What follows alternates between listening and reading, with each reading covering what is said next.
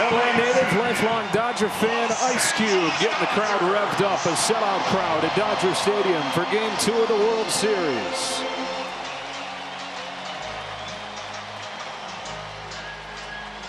After a Game 1 classic, we're all ready to go for Game 2, and the Yankees will send out the same batting order. Gleyber Torres leads things off, and then it's Juan Soto hitting second.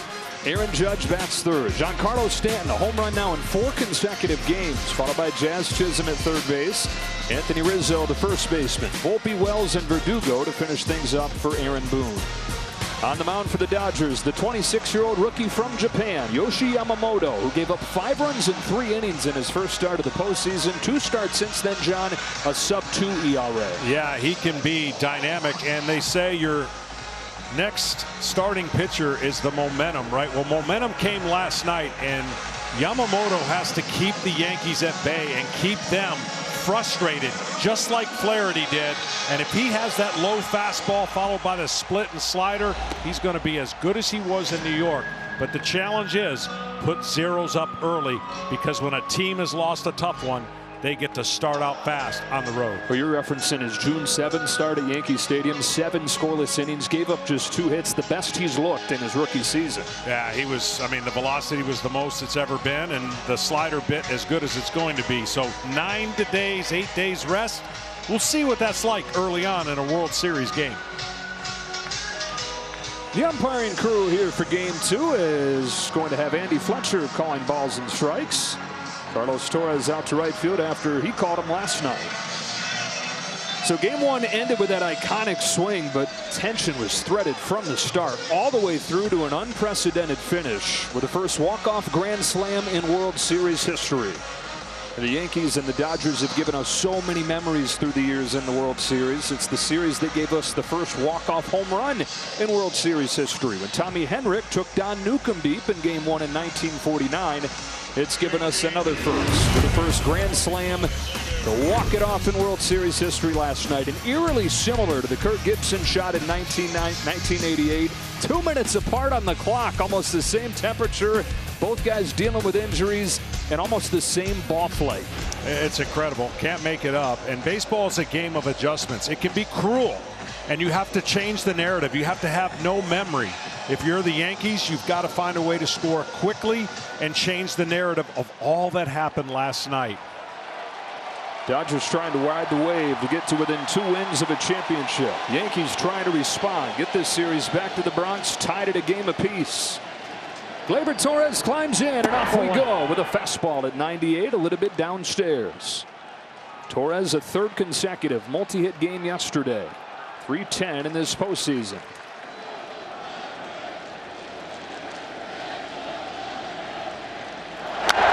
1 ball, 1 strike.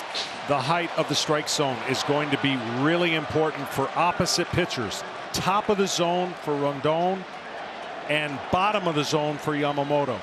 Totally different on how they pitch and where they get success. Yamamoto's 1-1 pitch is a curve that lands for a strike.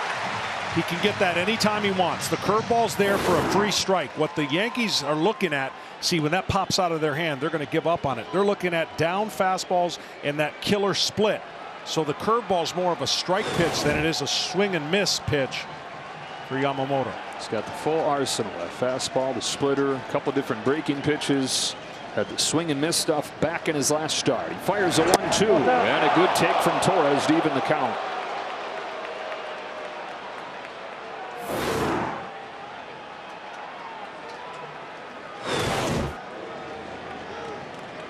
Torres, the table setter for these Yankees for the whole second half into this postseason. On a 2-2, watches a fastball miss, and the count is full. Well, so far he's under control with the velocity and the RPMs. He cuts a couple fastballs trying to get him away.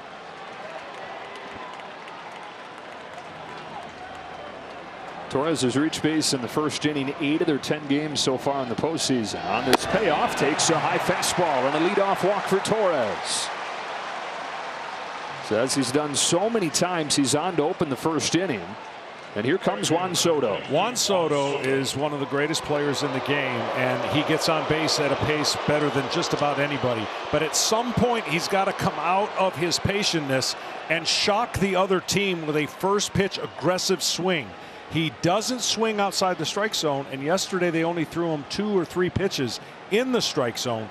But they're going to need him to get going with the bat and slug a little bit for the Yankees.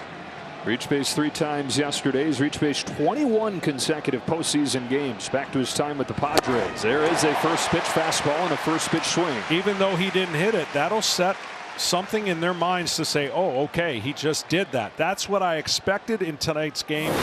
And he didn't hit the pitch because it was outside, perfectly placed.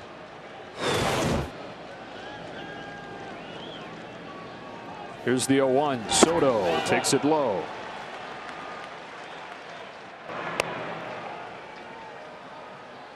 The difference for Soto and obviously Ohtani, Soto will get on base, he will slug, but he's not going to steal. He's not going to be a threat on the bases like Ohtani is when he gets on.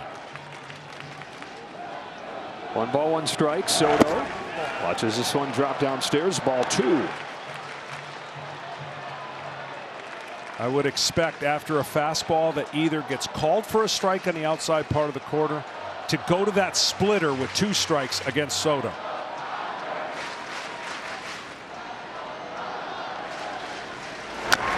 Fastballs fouled back 2-2. So there it is. If he wants that lane right now, he can throw a splitter off the outside part of the plate. Even that ball was up a little bit. Soto went after it. He's a good high ball hitter, especially middle of the plate. And see if Yamamoto and Will Smith go to that splitter that will fade away from the fastball.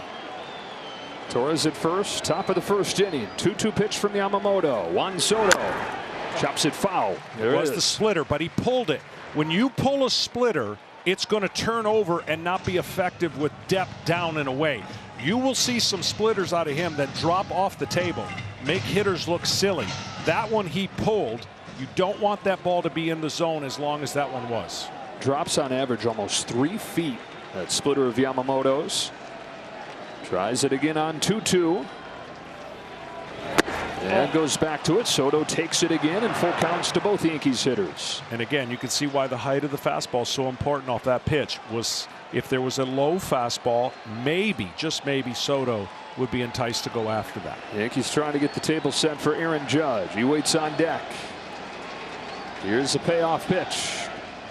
Soto grounds one left side. Rojas waits on it.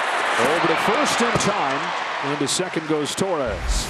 And so here comes Aaron Judge. Can he find it for the Yankees? Well, watch these swings. We're going to show you the swing path. You can see how underneath you are on the breaking balls, right? There's the swing pass. There's the ball out front. Same thing on the second one.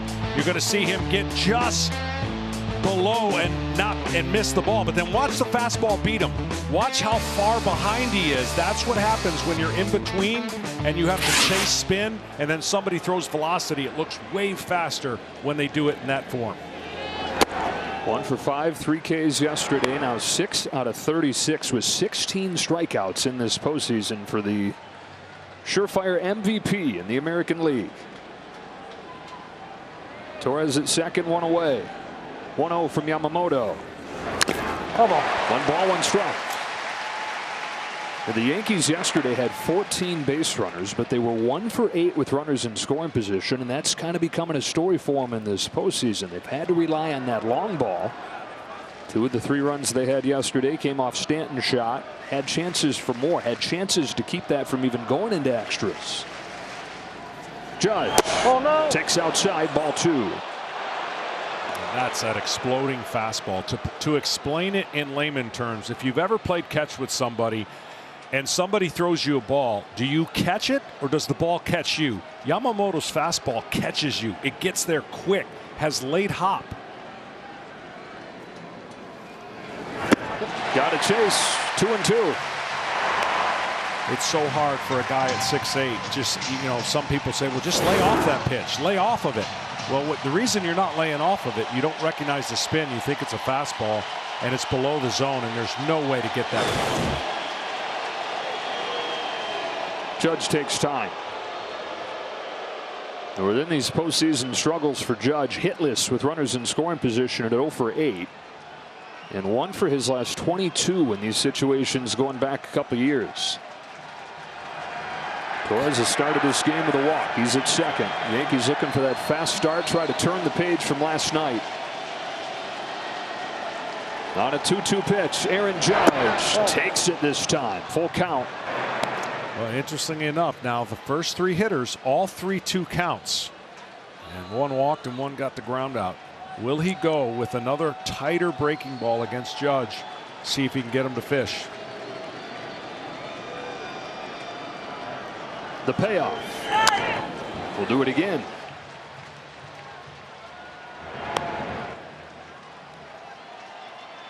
If you make a mistake with a breaking ball up in the zone, you're not getting it back. If you try to go in with a fastball and don't get in, you're not getting it back.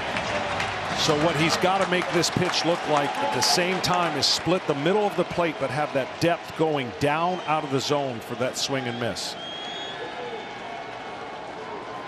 Here it comes. Judge swings and misses, made the exact pitch you described. And that's just a great pitch. And you're going to get frustrated if you're Aaron Judge thinking everybody's making a perfect pitch.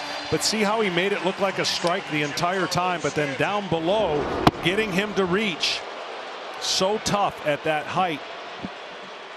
They're pitching him really, really well right now. Judge strikes out. Stanton comes up. Home run in game 1, a 4th consecutive game with a home run for Stanton in this postseason. Yankees a first inning chance. Stanton with a pop-up and another missed opportunity for New York. Different day, same story for the Yanks.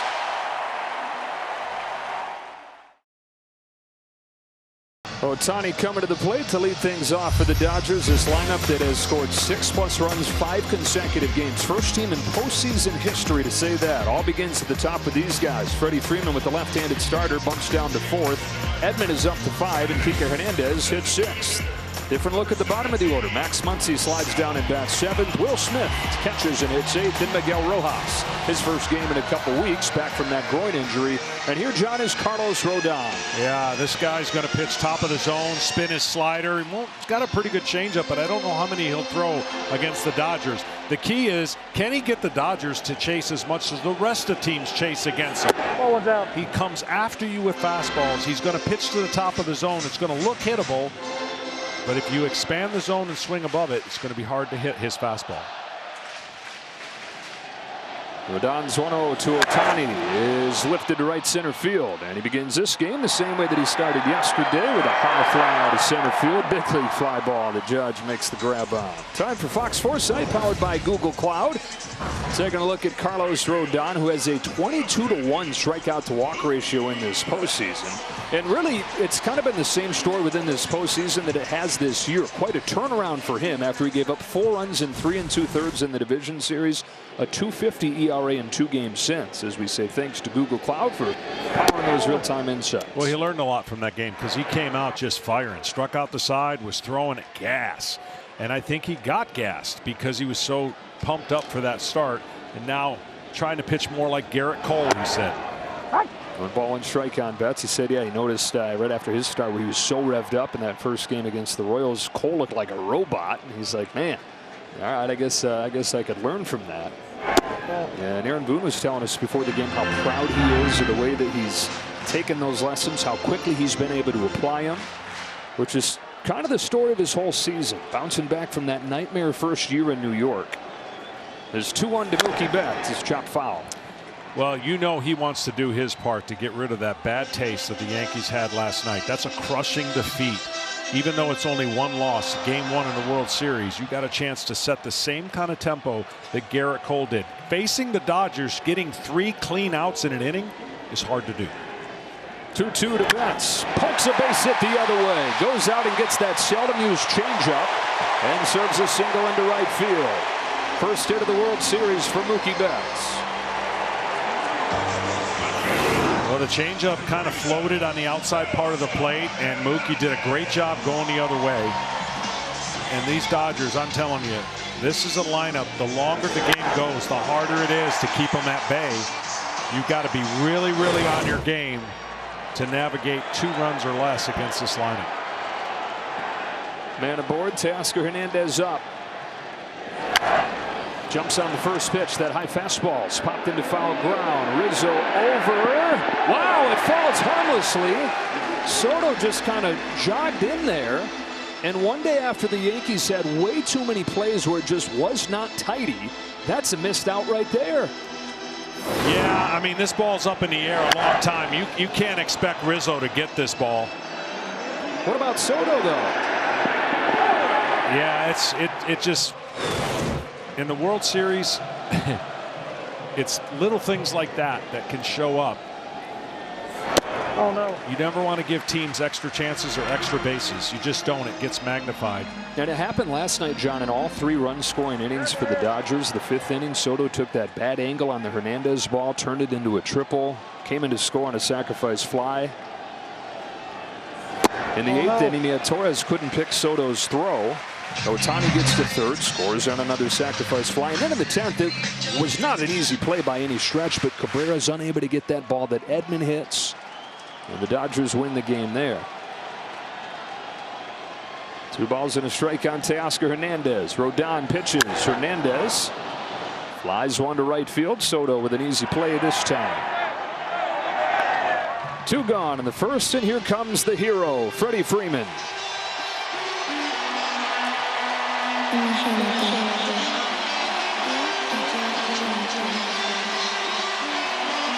First baseman, number 5, Freddie Freeman.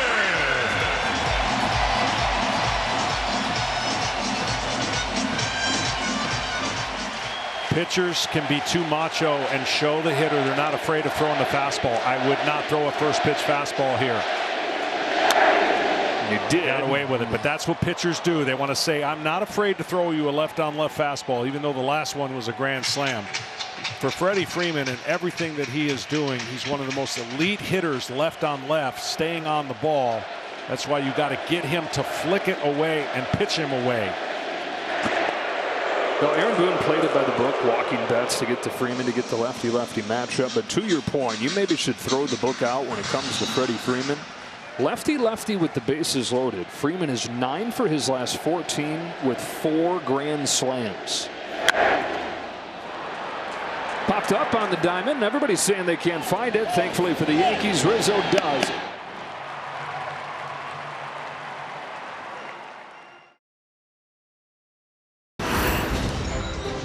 On a series with the bar set high for history. So many great names and faces and stories to the Dodgers and the Yankees through the years. The 12th World Series matchup between these clubs, but the first one since 1981.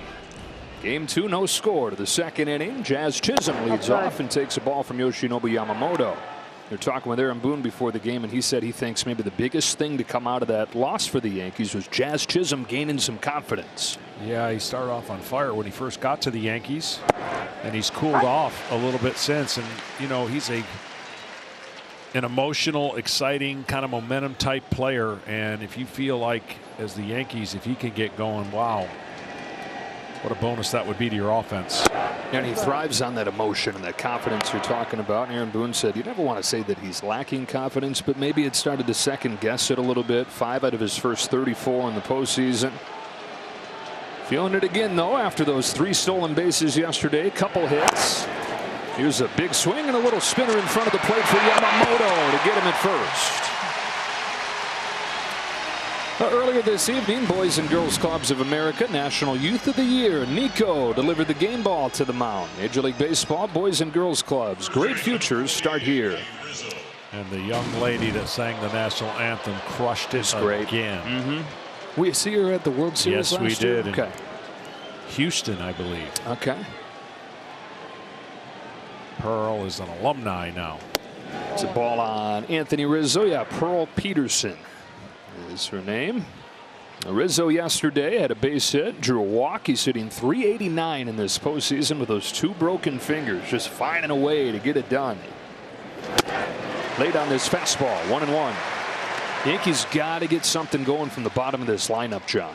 They do, and that's been a theme kind of how all season, when they score a lot of runs, they're going to have traffic on the top of the lineup, and same thing with the Dodgers.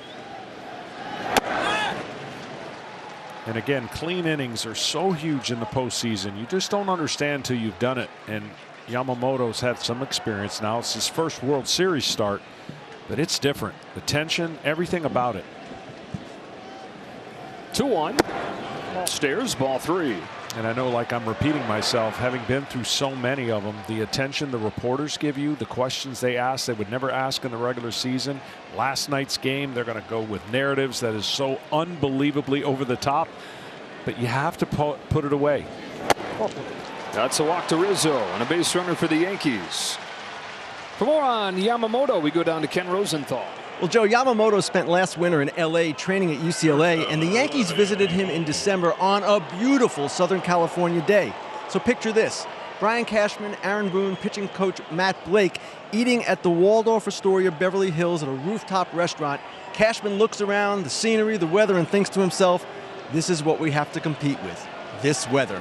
Yamamoto signed with the Dodgers. Yeah, and he signed, Kenny, the largest deal for a pitcher in Major League history. 12 years, $325 million. So you're thinking, what in the world did he do to earn that? But he's coming off the best 3-year stretch for any pitcher in Japanese pro baseball history. Working on Anthony Volpe here. His 1-0 pitch drops in there for a strike. 3 consecutive pitching triple crowns, 3 consecutive MVPs, not just their version of the Cy Young Award, but 3 straight MVPs, and then a record contract. And so this is no Cinderella story. Him pitching in the World Series, pitching big games for the Dodgers. This is what they're paying him to do. His 1-1 to Volpe is smoked to center field.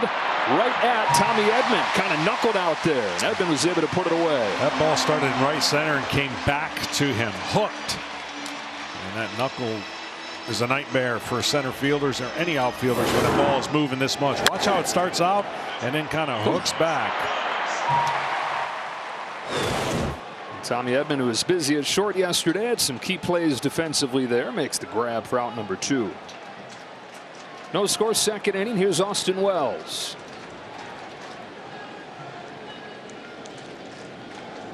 The Yankee catcher, 1 out of 5 in game 1, 4 out of 38 in this postseason.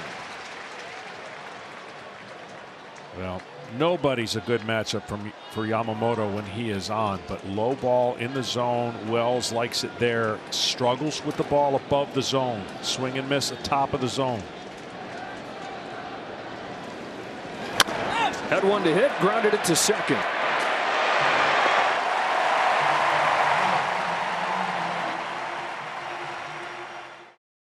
Tommy Edman starts this inning for the Dodgers against Carlos Rodon and takes ball 1. He had 2 more hits yesterday, including the hit to set the table in the 10th inning. And that game doesn't get to the 10th inning without his run-saving play on defense in the 6th. Yeah, absolutely.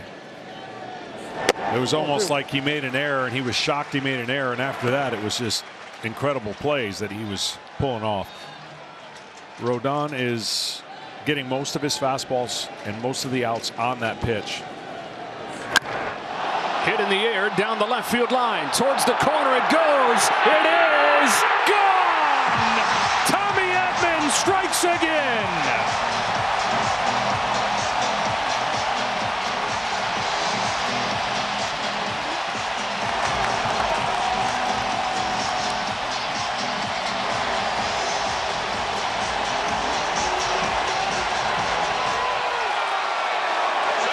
He hits like Babe Ruth against lefties. He sure does, and the 2-0 count. It's much easier to hit when you're ahead in the count. The average is through the roof, and he took advantage of a 2-0 fastball and deposited it left field. And a strike on Kike Hernandez. Tommy Edman, second home run of this postseason.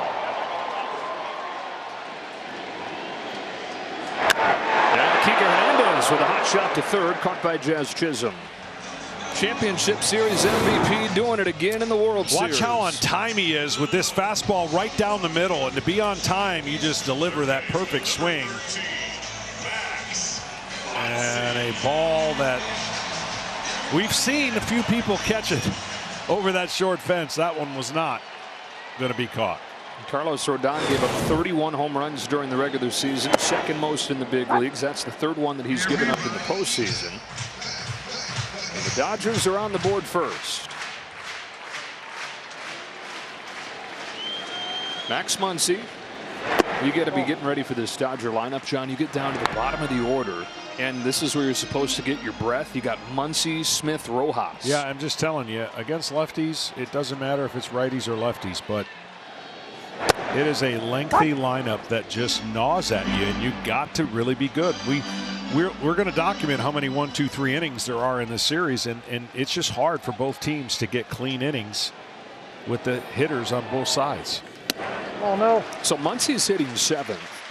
He's top 10 in Dodger history in home runs. And then you got Will Smith, who's a 2-time All-Star, hitting 8th, and your 9-hitter Miguel Rojas, 285 on the year.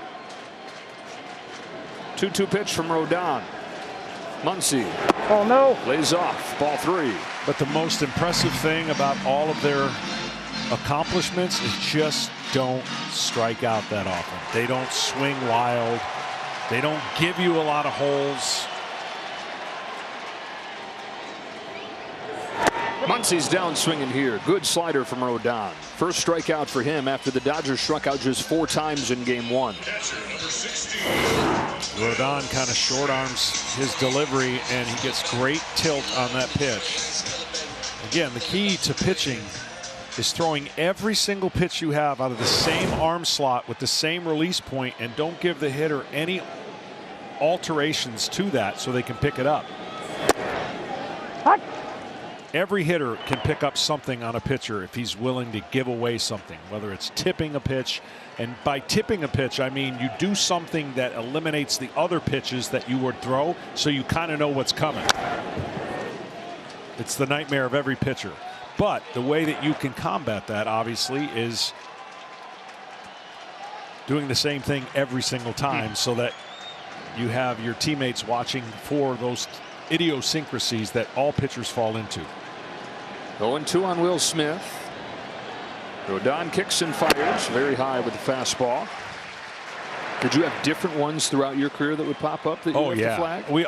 Every pitcher, I don't know if any pitcher's immune from it, and you have your basic teammates watching, really simply watching that, making sure you don't fall into anything. Because it's hard enough to hit in this game. You've seen the all-time average go down and down because the stuff and the amount of pitching that you see is so good. You don't want to give an advantage or give a hitter the opportunity to eliminate certain pitches to know what's coming. On a 2-2, Smith fouls it off. We'll do it again. And the league batting average is .243. Harder than ever to hit. For any little advantage you can. You'll have some guys within your clubhouse that are like savants at picking up the little tells, right? And I mean, you would be surprised to see what certain pitchers do. We had a couple pitchers when they bit down, or their teeth, it would be one pitch.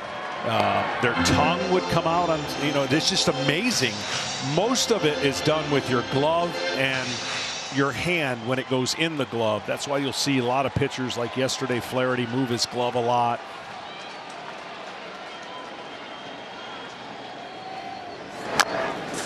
Tapped along third. Not going to be an easy play. Rodon over there in time. Carlos Rodon with a nice play to get Will Smith.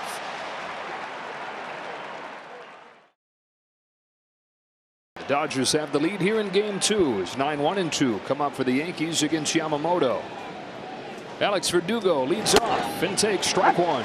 Yamamoto's doing pretty well, not giving up a run through 2, but not really commanding that fastball. Once he starts commanding that fastball, it's going to be even tougher for the Yankees. Verdugo shoots one down the left field line, foul. Had that incredible catch in the 10th inning yesterday. Into the seats he went to pull it in to get Shohei Ohtani, but one pitch later the game was over. 2 pitches for Nestor Cortez, dropped into that spot after not pitching for a month. And man, what a roller coaster those 2 pitches proved to be. Here's the 0-2. A curve is lifted to left center field. Edman and Hernandez. Hernandez the call, and the catch for the first out. Star-studded series, these two teams. 25 All-Stars between the two teams combined. 6 former MVPs. That doesn't even include Juan Soto, who somehow has not won one at this point of his career. There's 11 Gold Gloves between these guys combined, or 11 guys that have won Gold Gloves, and a couple Cy Young Award winners. Garrett Cole for the Yankees, Clayton Kershaw for the Dodgers. Back to the top, and Gleyber Torres. Well, since we're in LA, he would win a lot of supporting actors, would Soto, right? Yeah. He's a perfect player for the guy who bats behind him, Aaron Judge. Well, Torres here started this game with a walk, and so far, John, it's kind of been the same story for the Yankees. They've had base runners both innings, but in this series are now 2 for 22 with men on. Torres swats at one that ricochets off of Yamamoto to second. Hernandez will throw him out 2 away. Well, the one thing the Yankees improved drastically on was hitting the fastball. Last year, 250 as a team. This year, 280.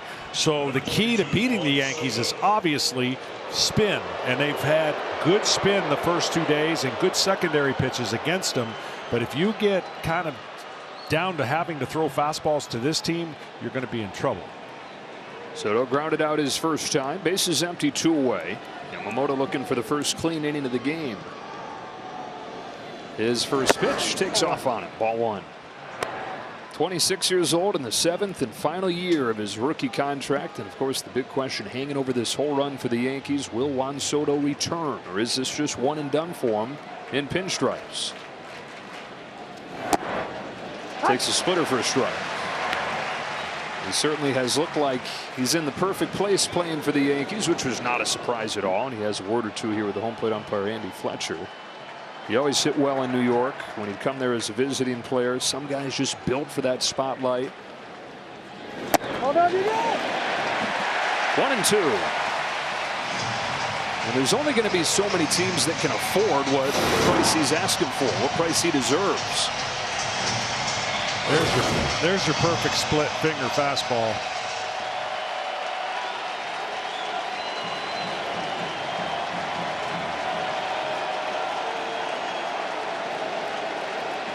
Yamamoto rocks and fires. Threw it again, outside, 2 and 2.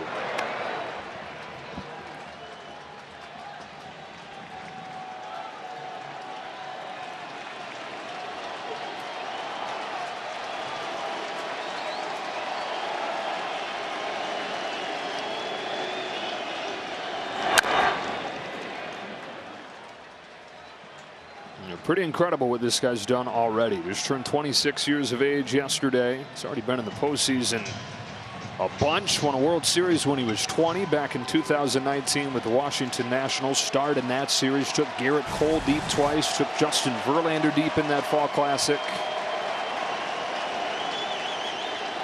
On another 2-2 from Yamamoto. He pulls one in the air to deep right field. Betts watches this one go, and Juan Soto's tied the game.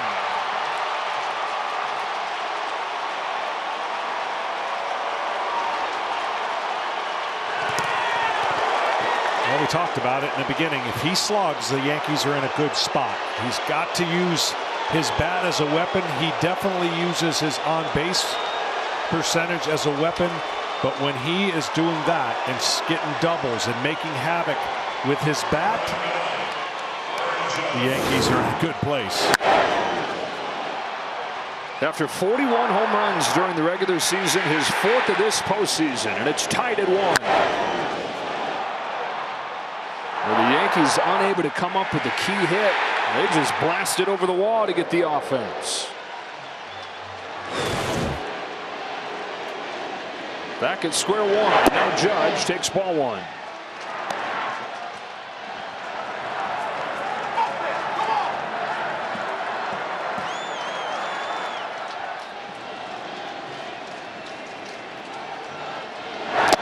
Swing and a miss at a curve. 1 ball, 1 strike. Judge another strikeout his first time. 1 out of 6 4Ks in this series. Imposing presence in that batter's box, trying to find his stroke. Fastballs by him. 1 and 2. Slow him down, speed him up. Slow him down, speed him up. Keep Judge off balance. They've done a great job doing that so far.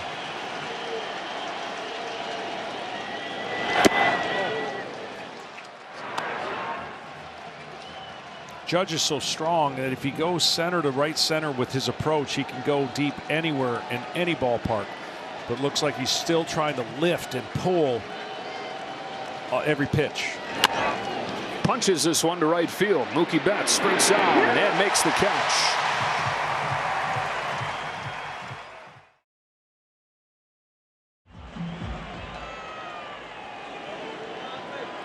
Back here at Dodger Stadium with Dodgers manager Dave Roberts. Dave, we saw the Soto homer last inning. How difficult is it to game plan for him? Yeah, it is. I mean, you could argue he's one of the top 2 or 3 hitters in the game.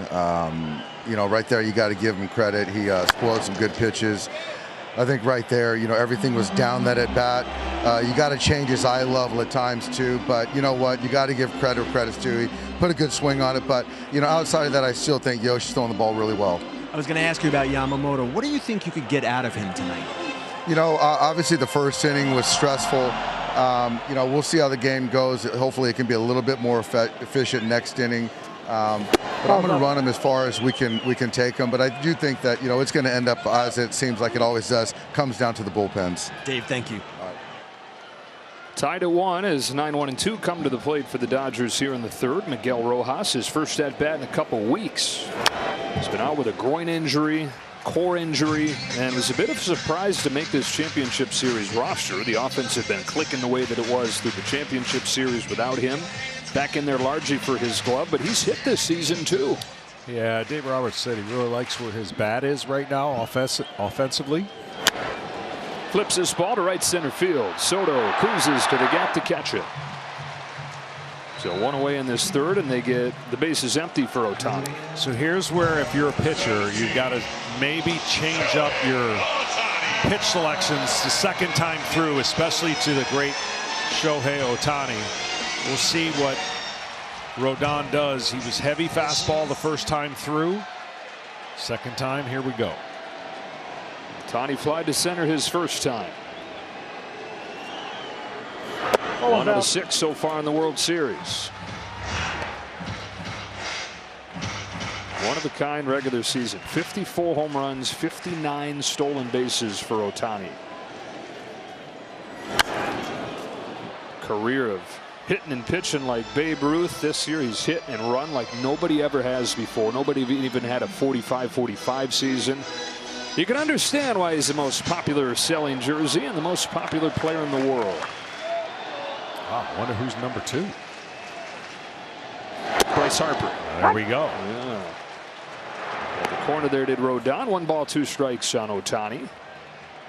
Strikes a sense of wonder, this player does. Not just in the fans that are here, but when you talk to players around the game, they're just like the rest of us. Wide-eyed, jaw drops when they watch this guy play, wondering what he's going to do next. Rodon's trying to sit him down here. He's ahead 1-2. Fires. And gets him to chase with a good slider. That's the pitch that's going to come into play, I think, a little bit more. And that is late break after seeing the fastball. And getting him to swing and miss. What's so unique about Ohtani when he gets next year to pitch and hit, the reason he's got that guard on his lead elbow, that's his pitching elbow. And it's so interesting to be a left-handed hitter and a pitcher where you've got that elbow out there that you don't ever want to get hit. Of course, now it's been reconstructed again, and the world's going to get to see what an unbelievable pitcher he is next year. Tie game, 3rd inning. Bases empty, 2 away. A breaking pitch pops out of his hands, or a curveball to Mookie Betts, who singled the other way his first time.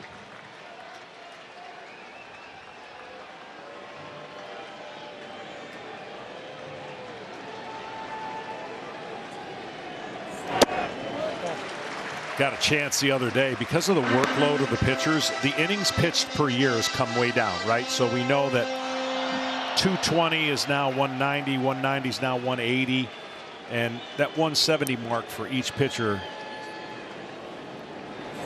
Oh no.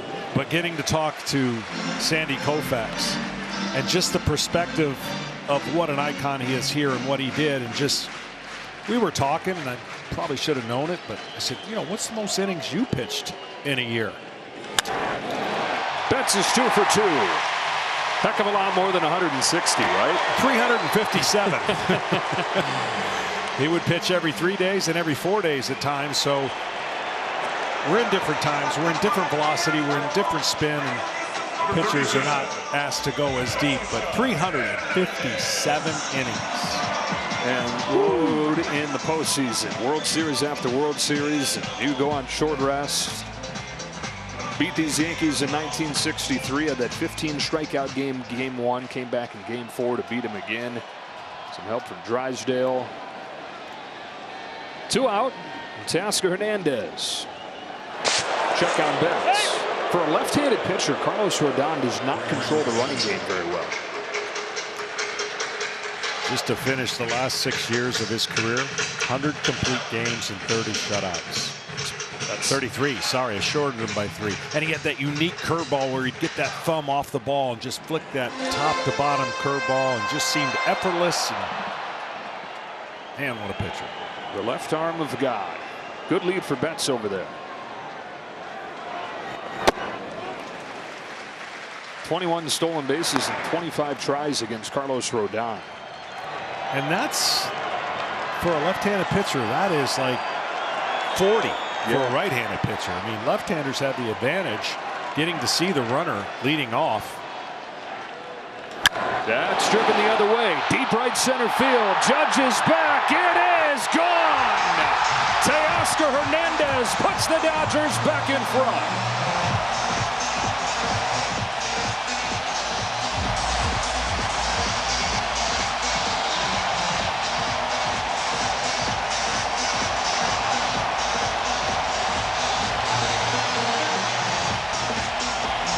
The Home Run Derby has broken out here in Game 2 of the World Series, and the Home Run Derby champion from this summer has his first in the Fall Classic. Part of this is the threat of Mookie being able to steal. You speed up your delivery a little bit, and he goes the other way on a fastball that just jumps off of Teoscar's bat, and you're right, ball is jumping tonight.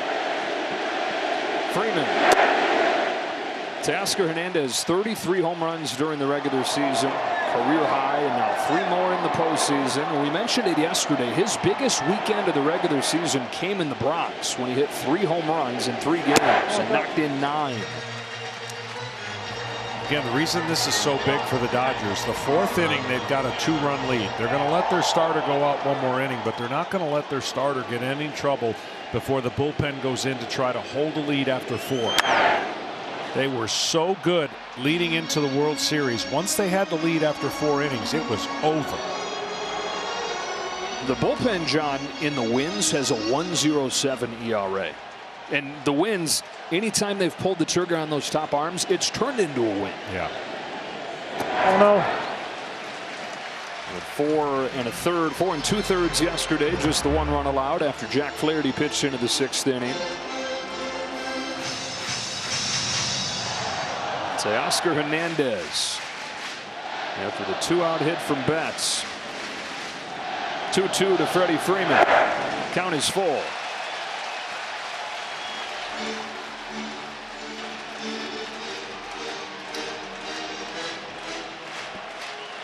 It would have been 41 days since Freddie Freeman last homered before he stepped to the plate in the 10th yesterday. Hit that grand slam.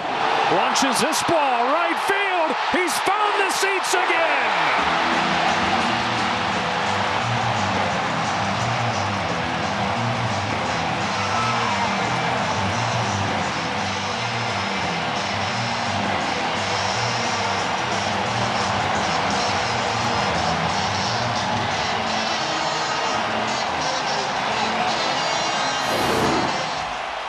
Left-hander up and in, and he gets the barrel of the bat to it. That's what Freddie does. He stays in and waits on a left-hander probably longer than he does against a right-handed pitcher. Almost the identical pitch, just a little bit higher, but the same place where the ball ended up. 41 days without a home run, and then 2 of them in a 24-hour span in the World Series. A 2-out burst for the Dodgers. Betts singles, Hernandez homers. Freeman follows him with a home run of his own, and the Dodgers lead 4-1. The watch party at Cosm here in Los Angeles. Like, wait a minute, is that just a shot of Dodger Stadium? No, that is looks like you're in Dodger Stadium, sitting there in that shared reality experience. And the official Dodger watch party sold out in there. Here's another one of the home run hitters in Tommy Edman. Swings and misses at Rodon's first pitch. The home run's the biggest issue for Rodon during the regular season, biting him again here in the World Series. 3 of them in 3 innings. The 0-1 to Tommy Edman. There's a good changeup, strike 2. Yeah, he'd only given up 2 previously in his first 3 starts, but you make pitches in the wrong spots to this team, the Dodgers, they make you pay. Back-to-back home runs in the World Series, something they did to help turn the 1981 World Series against the Yankees. Edman strokes one to the gap in left center field. That's headed for the wall. Edman's got a home run and a double, and the Dodgers bats heating up.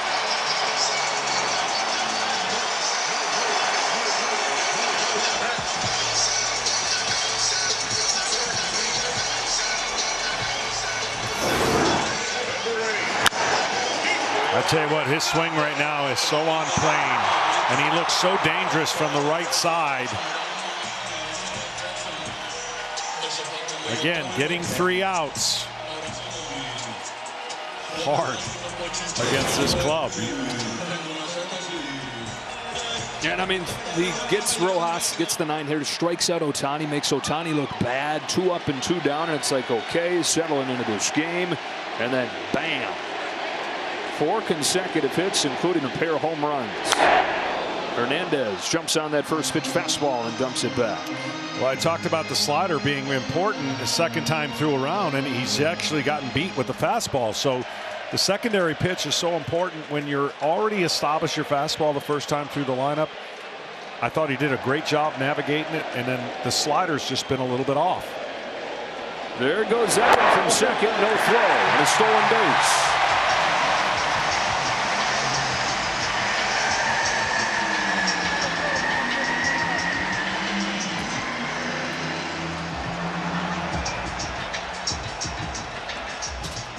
Tommy Edman, who is now hitting .500 against left-handed pitching this season with 6 home runs, does the little dance that Freddie Freeman hatched, and they've caught on in Japan. They're all doing the Freddie. It is Sunday morning in Japan, and they're tuned into this one. Whole world watching Dodgers and Yankees, and the most anticipated World Series in a long time. Bullpen gets going. Jay Cousins.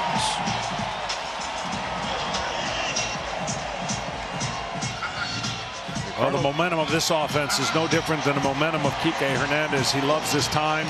He's obviously had tremendous success in the postseason. Maybe not as much in the World Series, but this 1-1 pitch is dangerous, and I think you've got to be off-speed minded if you're Rodon on this pitch. Hernandez has homered against Rodon 3 times. Drills this ball on a line to left field, but it is hauled in by Verdugo. Got away with one. He did get away with it. Welcome back to Dodger Stadium with Aaron Boone, Yankees manager. Carlos Rodon, the 3 home runs, all on fastballs, all with the hitters controlling count leverage. What do you see from his stuff, and how long can you ride him? Yeah, stuff's. I felt like the stuff is good, but you're right, the count leverage, which is where the Dodgers become so dangerous. Looked like he got those balls up enough, but it looked like probably in the heart of the plate a little too much, and some good swings on it. So, you know, we got to grind. Second time you're seeing Yamamoto. What problems is he presenting today? Yeah, he changes speeds. You know, he's mixing in, trying to establish his fastball, but he'll slow you down with the big, slow breaking ball. Obviously got the splitter and the slider, too. So he's done a decent job of changing speeds against us. I feel like we've taken some tough at-bats against him, though. Thanks so much, Aaron. All right. Giancarlo Stanton leads off this fourth for the Yankees. Your Yamamoto, you got this offense giving you all this support. You know that you're probably not going to be able to go too deep into this game. What's your mindset going into the heart of the order here? Well, the one thing you can't do is walk anybody to lead off the inning to create a rally. So you got to make them earn it. Stanton chops this ball to third for Max Muncy, and the first out of the fourth. I felt like in a game in the postseason, if your team scored a run, you had to get the first hitter out. Now we just saw the Dodgers, the first two got out and they still put up 3 spot. That's the importance of going batter to batter and really staying focused, because in the postseason it can happen quick, and both these teams have lightning strike offense. Jazz Chisholm grounded out his first time late on this first pitch fastball. Chisholm out of the Bahamas. An electric player that his manager compared to Ken Griffey Jr. the other day. Said, I'm not calling him Griffey, but as far as the electricity of his game, the speed and the power combo, it's a special talent. He is, and he went from a place where there was no attention on him and they weren't going anywhere to now the World Series. And so you can imagine, plays with emotion, says a lot of things, and just looks like he has a lot of fun. But he's hit the skids a little bit mechanically. Big swings. You've seen these first 2 swings more indicative of the second half struggles. Up the middle he goes. Rojas perfectly positioned. 2 up and 2 down.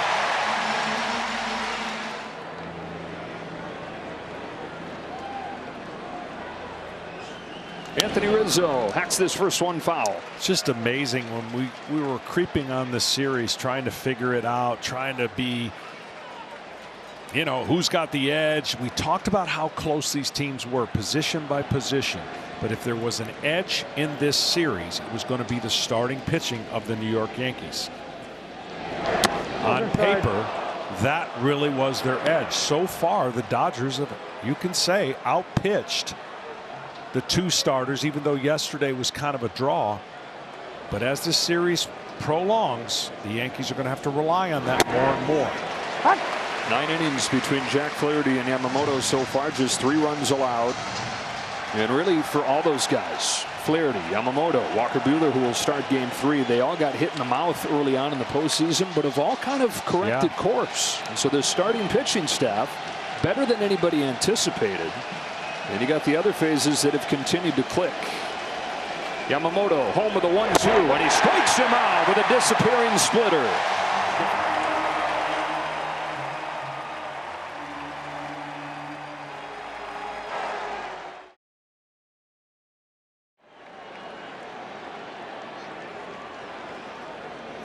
Bottom of the Dodge order, Max Muncy tops the first pitch from Carlos Rodon foul. Dodgers 4, Yankees 1. Dodgers hitting 3 home runs in this game. Solo shot from Tommy Edman. Back-to-back home runs from Teoscar Hernandez and Freddie Freeman. Trying to get this series to 2-0. You win the first 2 games of the series in a best of 7. 80% of the time historically, you've gone on to win the series. 0-2 on Muncy. So what you're saying is I'm sitting in the 20% share.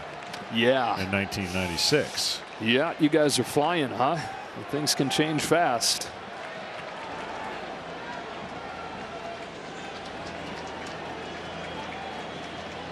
Rodon struck Muncy out the first time. Home with an 0-2. That's the pitch that he got him on. This time he lays off.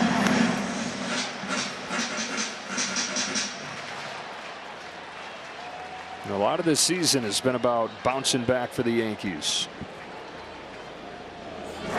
Swing and a miss, and Muncy will head back to the dugout, 1 away.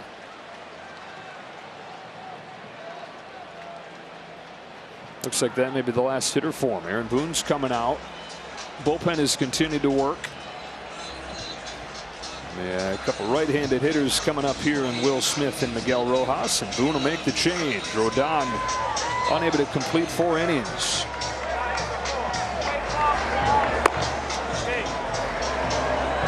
So Jake Cousins will come in for the second time in as many games in this World Series.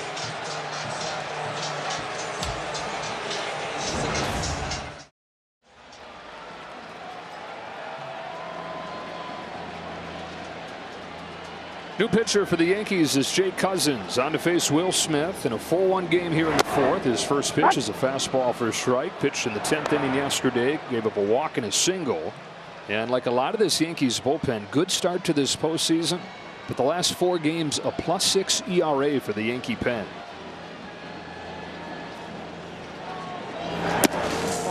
You can imagine he's tough on right-handers with that breaking ball and the secondary stuff. And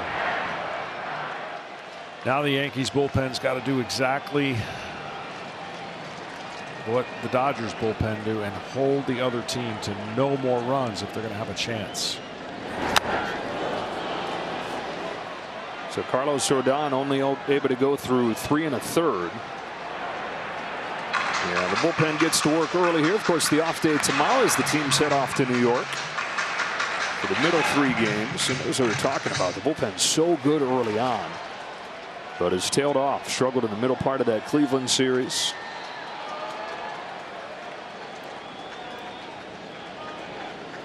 Smith on 1-2, takes ball 2.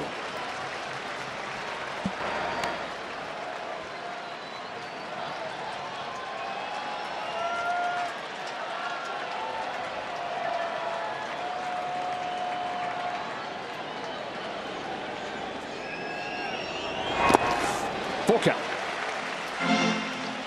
That's what you call spiking a pitch, and when you spike it, you just hold on to it in a way where you just pull it way into the ground, and those are the 54-foot version that you don't want. Cousins payoff. Smith lines the ball to deep center field. Judge running back. He turns and watches this ball hit off the wall. Smith headed to second with a double. Throw gets all the way to the plate. Smith hangs on at second. Will Smith has his first base hit of this World Series. This is called centering a pitch. When you can hit a ball straight over the head of a center fielder with that much carry. I mean, that ball was straight on to Aaron Judge, and he could not get back there fast enough. This is the Will Smith they've been waiting for. Showing some signs of it. He hit a home run in the clinching game of the championship series in that same direction. Doubles off the wall here. Ohtani on deck as Rojas comes up, and that ball is nowhere close. Cousins, good stop by Wells.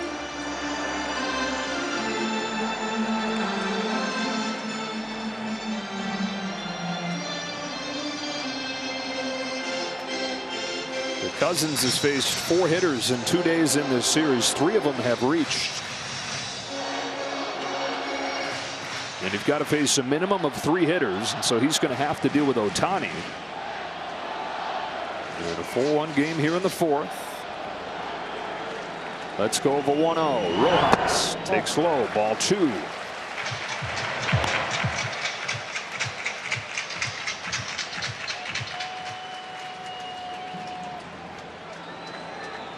Miguel Rojas, 35 years old, a decade in the big leagues. One of his best seasons. Key player for the Dodgers this year. Right now, the timing of his mechanics is just not there. Tension, you never know what creates it. Trying to overspin, overbreak a pitch. You know, it works best in any sport when your timing is in rhythm. When you get out of rhythm, both too fast and too slow, it's never fun, especially when you have a dangerous hitter at the plate. There's a strike.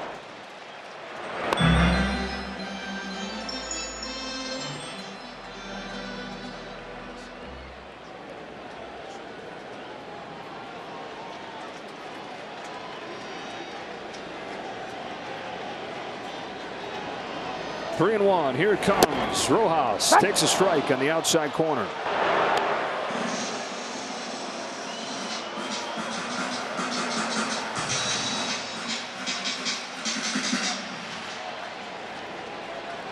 Big pitch here for the state the obvious. You get him out, then you can walk Ohtani. Bounces one to second. Torres is there. 2 gone in the 4th. So they've got a runner at 3rd with 2 away. Righty lefty here. Cousins against Ohtani. Betts waits on deck.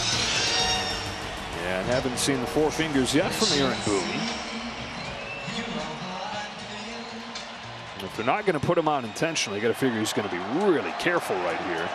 Yeah. Putting him on intentionally would end up being second and third because he'll steal second. Bounces this one up the middle. Cousins made a good pitch, and he gets Ohtani to finish off the fourth.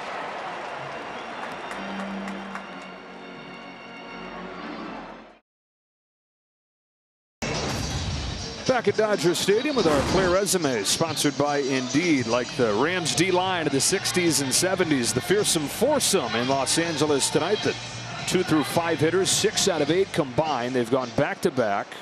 Hernandez and Freeman, first time since the 1981 World Series. Game 5, and Ron Guidry had a 1-0 lead for the Yankees. Pedro Guerrero, Steve Yeager go back-to-back. Dodgers clinch the series in the next game after they had trailed that series 2-0. Yoshi Yamamoto trying to pitch them to a 2-0 series lead in this 24 World Series.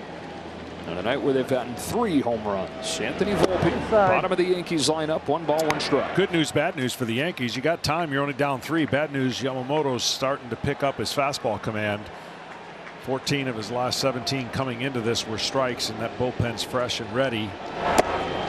And Dave Roberts calls on it.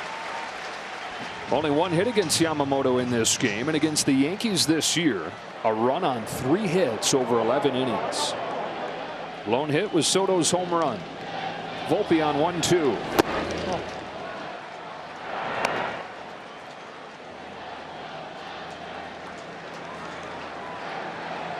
Judge's struggles have continued. 0 for 2.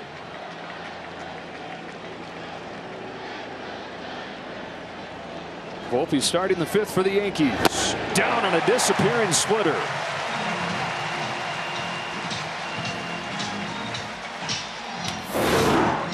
This is just a fantastic pitch when you've established your fastball, because it cannot be detected by the hitter. And it just dives down and in.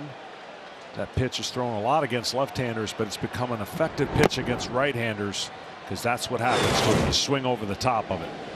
3rd K for Yamamoto. Spins a curveball inside to Wells. I asked you before the game, we were talking about his fastball and his splitter, and I said, what about his slider? Do you like that? And you said, I like everything. Yeah, I mean, look, the biggest thing for the Dodgers when they made this investment in this record contract is, will his size and his health hold up, right? That's the unknown factor.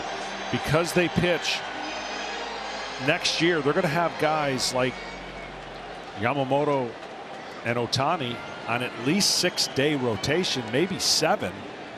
They're going to have to juggle a few things next year to adjust for their style of pitching. Soft bouncing ball right side. Yamamoto covers and Freeman feeds him. 2 out. And Alex Verdugo.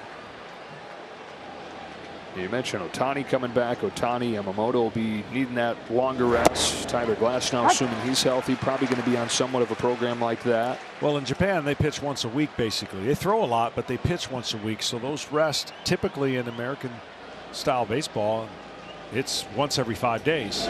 Well, that is going to be the program that's different for those two, especially for Ohtani coming back from a second procedure. So you have to juggle your staff and use more starters. Lazy fly ball left field.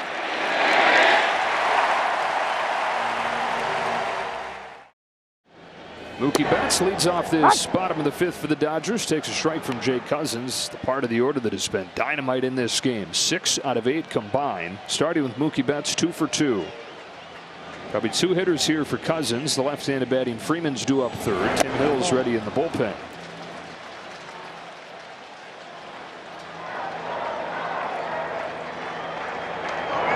Funky.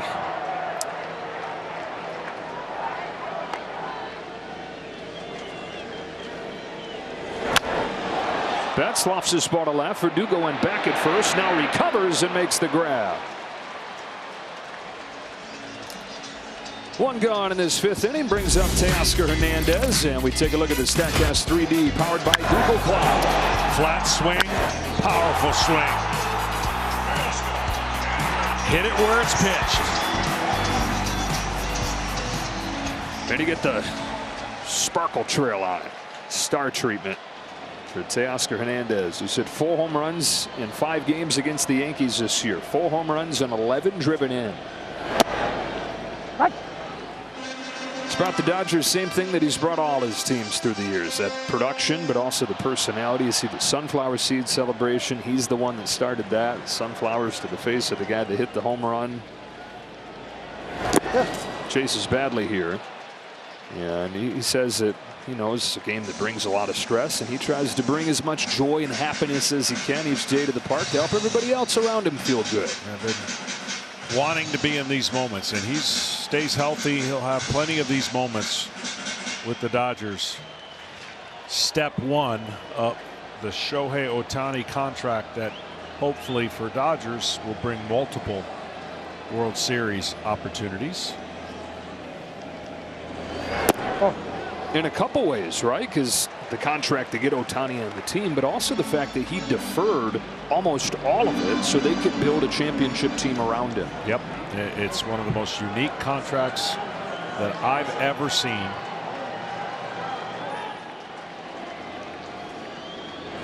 Oh, no. And it allowed them to go out and really kind of get a lot of pieces. Now, a lot of those pieces got hurt, but you anticipate that they're all going to get back next year. And they got a chance to be way better than they are this year, which is scary for the rest of baseball. Hernandez smokes a base hit to right. Second hit of the game and his 3rd of the World Series. I'm going to tell you something. He looked lost until that last game of the series against the Mets, and he has looked locked in, patient, and trusting his hands.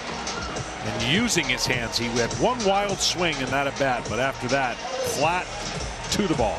Yeah, 0 for his first 18 in the championship series. That's his 5th hit the last 3 games. And Aaron Boone goes back into that bullpen for Tim Hill.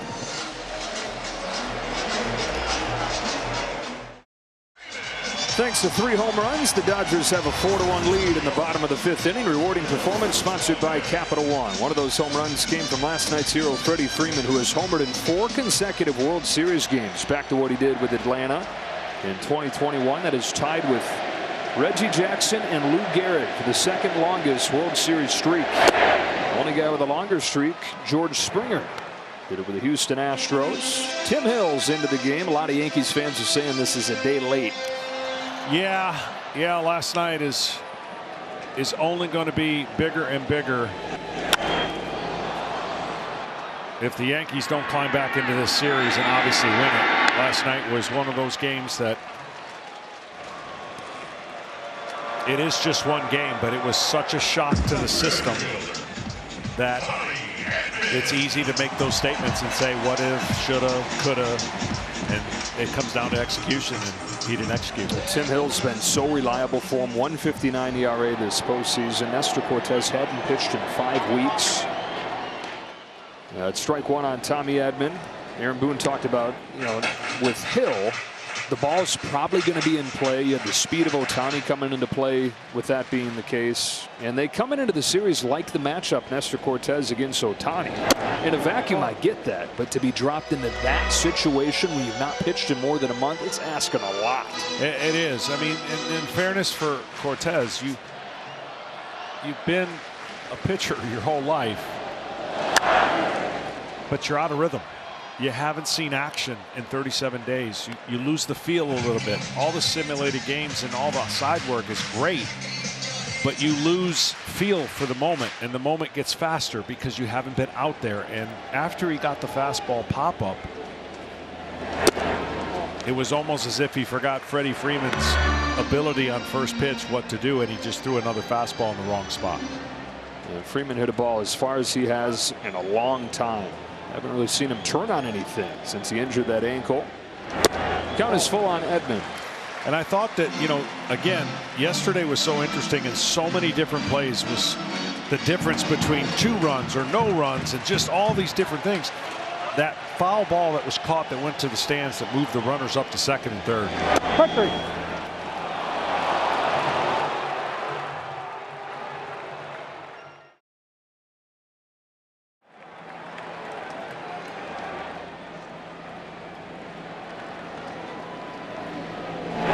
as Gleyber Torres grounds the first pitch to third, and Max Muncy will throw over to get him. 1 pitch, 1 out for Yamamoto here in the 6th. And down to Tom Verducci. Well, you want to see the best high fastball hitter on the planet? He's coming up now, Juan Soto. You don't believe me? Well, look at the postseason home runs for Juan Soto. He has seen only 35 fastballs in the zone the entire postseason. 4 of them have resulted in home runs. And I go back to when the Yankees made the trade with San Diego, Joe. Last December, Brian Cashman knew the price was going to be high to acquire Juan Soto. He called up Kevin Long, the hitting coach for the Phillies, used to work for the Yankees, was Juan's coach in Washington. And he told Kevin Long, I can't be wrong about this trade. Tell me about Juan Soto.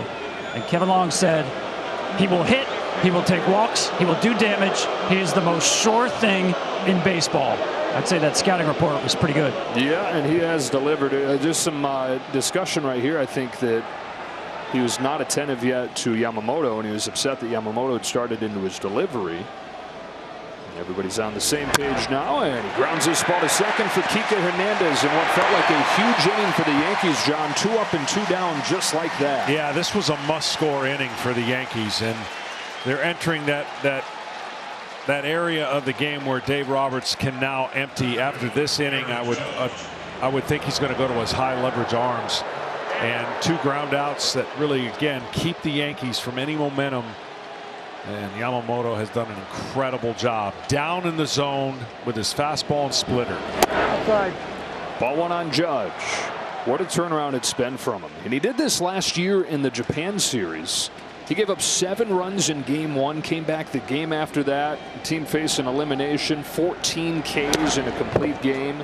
And then this postseason, he got hit around in his first start against the Padres, and is like, oh boy, this is one of their 2 starters they're counting on along with Jack Flaherty. This does not look good as Anthony Banda begins to warm. But since then, he had the 5 shutout innings in the do-or-die Game 5 against the Padres, pitched well enough against the Mets, and here in his World Series debut, he's been awesome.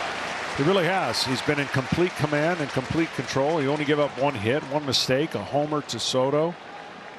And into the 6th inning. I mean, this is as good as it gets for Dave Roberts. 2 and 2 on Judge. This is the stage where the Yankees broke through against Jack Flaherty yesterday with a home run from Stanton. That came in the 6th. Can Judge find it against Yamamoto? Bases empty, 2 away. And a 2-2 pitch coming up.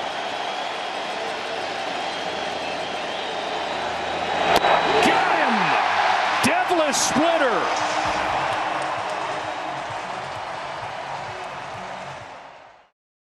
Behind 3 home runs, the Dodgers have a 4-1 lead here in Game 2 of the World Series. Kike Hernandez leads off the bottom of the 6th. 6, 7, and 8 for LA against Tim Hill. Lefty's first pitch is swatted to center field, and 1 pitch, 1 out.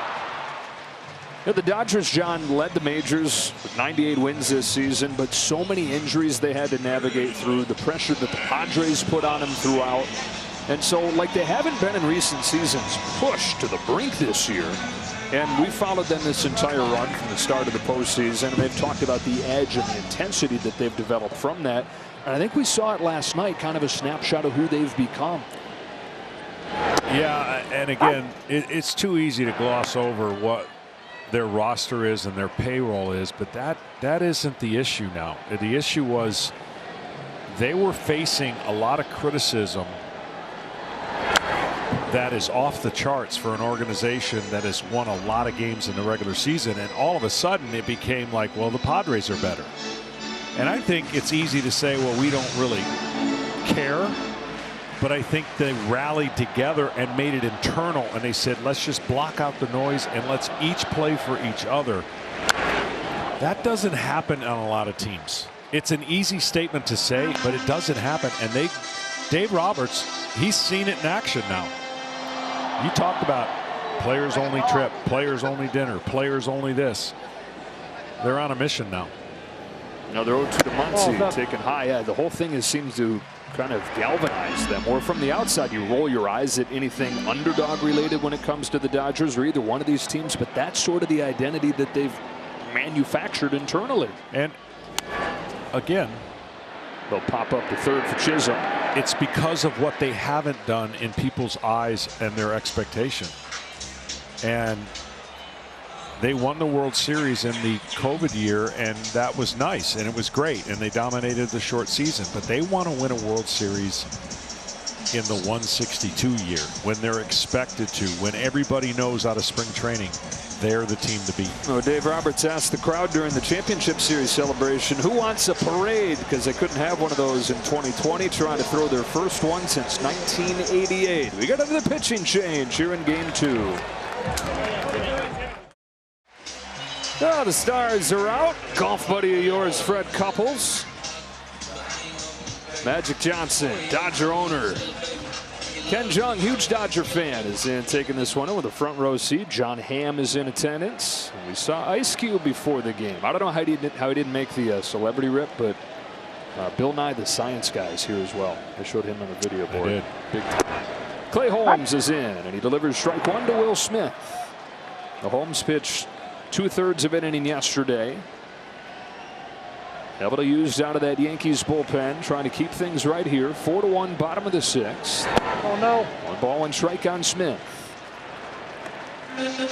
Smith last time up just smoked a double over Aaron Judge's head in center field. Looks like his timing's getting better and better at the plate. And the Dodgers have been this offensive machine. Postseason record, 5 consecutive games, at least 6 runs, even though they've not gotten anything from Smith.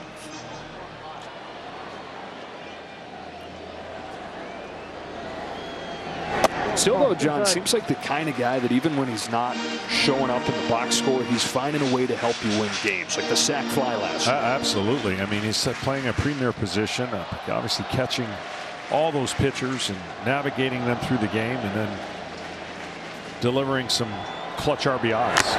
Oh. Dodgers signed him to a long-term deal this spring. 29 years old. He signed a 10-year extension right before opening day. 6 seasons in the big leagues. Bat has always been there. The defense has grown. They've raved about the way he's handled the staff through this postseason, which has been a load with all the different pitchers they've had to use. Bouncing ball to third for Jazz Chisholm. And the Yankees bullpen with a scoreless 6th inning.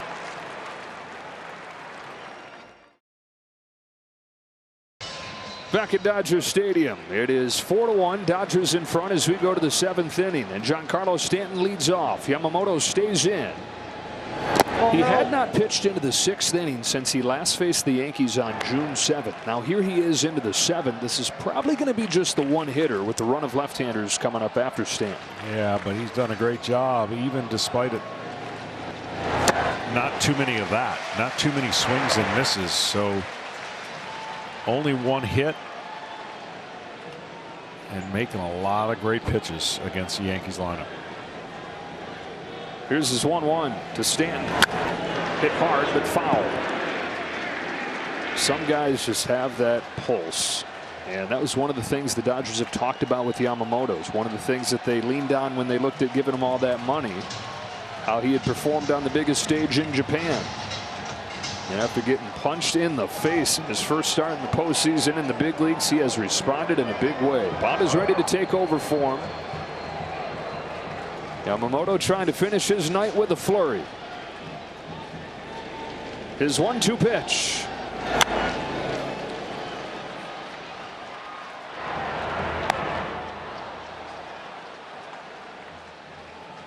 Breaking ball coming after a pitch like that up in the zone.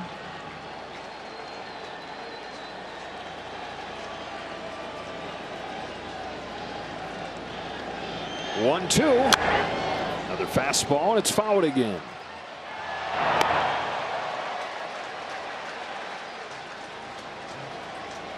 Four, 5, and 6 for the Yankees here in the 7th. Another 1-2 from Yamamoto. Left over the plate, poked into shallow right. Hernandez is there. 1 gone in the 7th. Dave Roberts looking around, talking to his bench coach Danny Lehman, and now here he comes. Yamamoto's about to get a rousing ovation from this crowd. In his World Series debut, he holds the New York Yankees to 1 hit over 6 1/3 He retires the last 11 that he faces.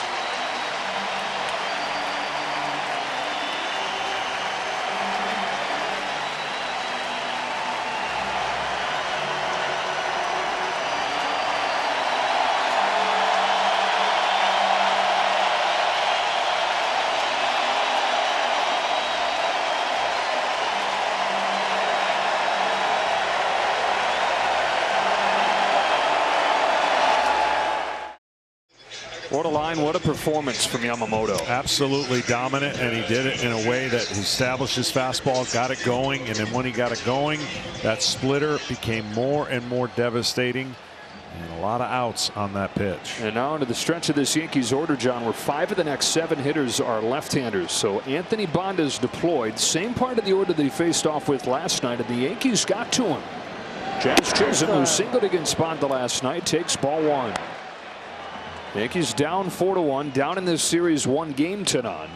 Looking for a late comeback in what has been a season of responding to last year's 82-80 campaign, responding to being below 500 the last few months of the regular season. They had the walk-off loss in Game 3 of the championship series, did not lose after that.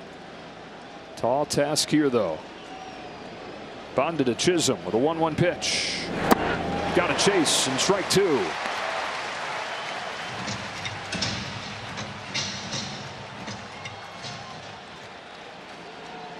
Such late break and so deceiving the way he delivers it and slings it against left-handers. It's just hard to pick up that spin.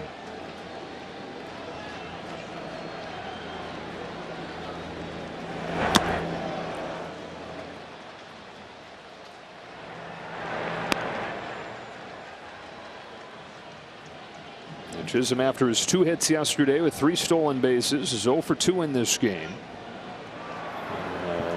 He's looking back into the dugout, not sure what might be asking for here. Is close to any catcher's interference, or but whatever it was, they didn't find enough evidence to look into it.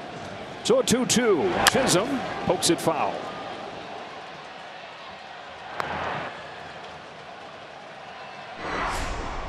For Anthony Bonda, what a journey this has been. Thought he was finished in baseball last year. He's been with 10 different organizations. Career year with the Dodgers, pitching in the World Series, and inducing this weak fly ball to left center field for Teoscar Hernandez. 2 out in the 7th. Well, here's the job that Yamamoto did, and what he did again is establish that splitter. He had the secondary pitches working, and he was awesome. Similar to the game he pitched in New York. And this is a happy day. Did you say afternoon? Happy afternoon? Late morning. Late morning. Breakfast in baseball. Strike 1 on Rizzo. You know you're pitching well when they're wearing 18 jerseys instead of 17 in Japan. They're stealing some of Ohtani's fans. Yamamoto Day. Most watched game in history in Japan was his start against Yu Darvish, where he pitched 5 scoreless innings in the division series clincher. And you could hear it from these fans at Dodger Stadium, wrapping their arms around the rookie from Japan as he walks off of the field with one of his finest, but certainly his most important start yet. 1-1 to Rizzo. 1 ball, 2 strikes.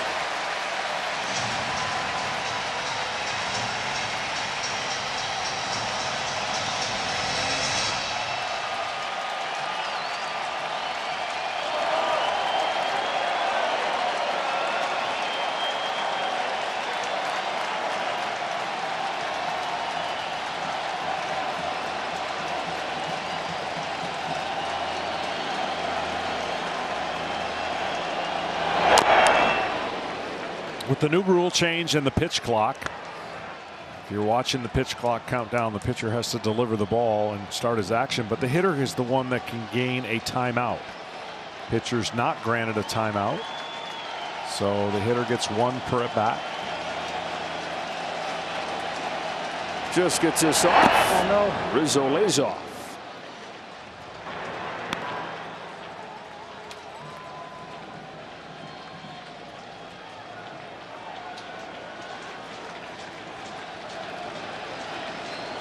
Anthony Rizzo walking a strikeout today.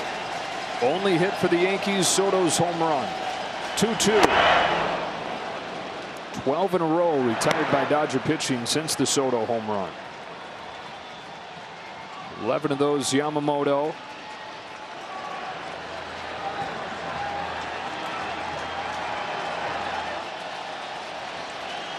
Payoff. And it hit him. Did he swing? No. Asking if there was a swing, no swing. And Anthony Rizzo has gotten hit by more pitches than any player in baseball since he broke in. And remember, he's dealing with those 2 broken fingers. So anytime you get a pitch up high like that, especially in his case right now, you're like, oh boy, where exactly did that get it? Yeah, you don't want to get hit, but he doesn't mind getting hit. And that's why he has so many. And they wanted to make sure that didn't hit the bat. But yesterday, if you missed it on the bunt attempt, he was inside. He was all the way to the almost home plate, so he's got a lot of fearlessness. Yeah. Ball on Volpe. Yankees hoping that this could be something for him right here. The 2-out hit by pitch for Rizzo. Ball 1 on Volpe. This time of year, John, especially when you're looking for any semblance of offense, this has to feel like the start of a rally if you're the Yankees. Yeah, unfortunately it's with 2 outs, but they watched the Dodgers do it with 2 outs. So anytime you can win an at bat and keep passing on the baton and create stress for the other team, that's a good thing. 1 ball and strike on Volpe. The one right-handed hitter that they'll have in the stretch here against Bonda.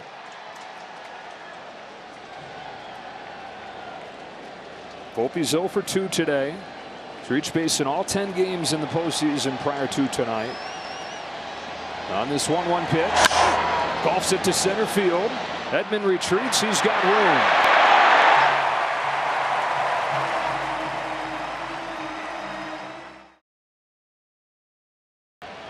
In this game, 2, all the offense coming early. 4-1. Dodgers in front. Bottom of the 7th inning. 1-2 for the Dodgers against Clay Holmes, and it's Miguel Rojas taking strike 1.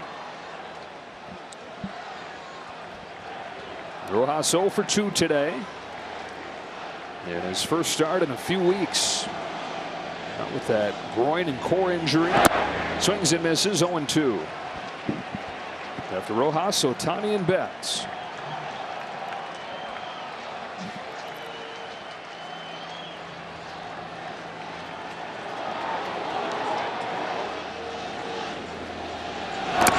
As great as this crowd has been, and they have been great all postseason, obviously anticipating what their team has made them feel good about. It's going to be really, really loud in New York. I would anticipate New York has been waiting for this for a long time. So even if the Yankees don't come back and win this game, it's going to be a high intensity game for game 3. And pretty much a must win, but not an elimination game, of course. If they were to be unable to complete a comeback in this one, they'll have Clark Schmidt going in game 3. Walker Buehler counters for the Dodgers. Probably a bullpen game coming for LA in game 4. And Luis Gil for the Yankees. 1-2 to Rojas. Spiked in there. Be the first World Series games at Yankee Stadium since 2009. Yankees have snapped their pennant drought and trying to snap the championship drought. For an organization that has 27 world championships, 15 years feels like an eternity.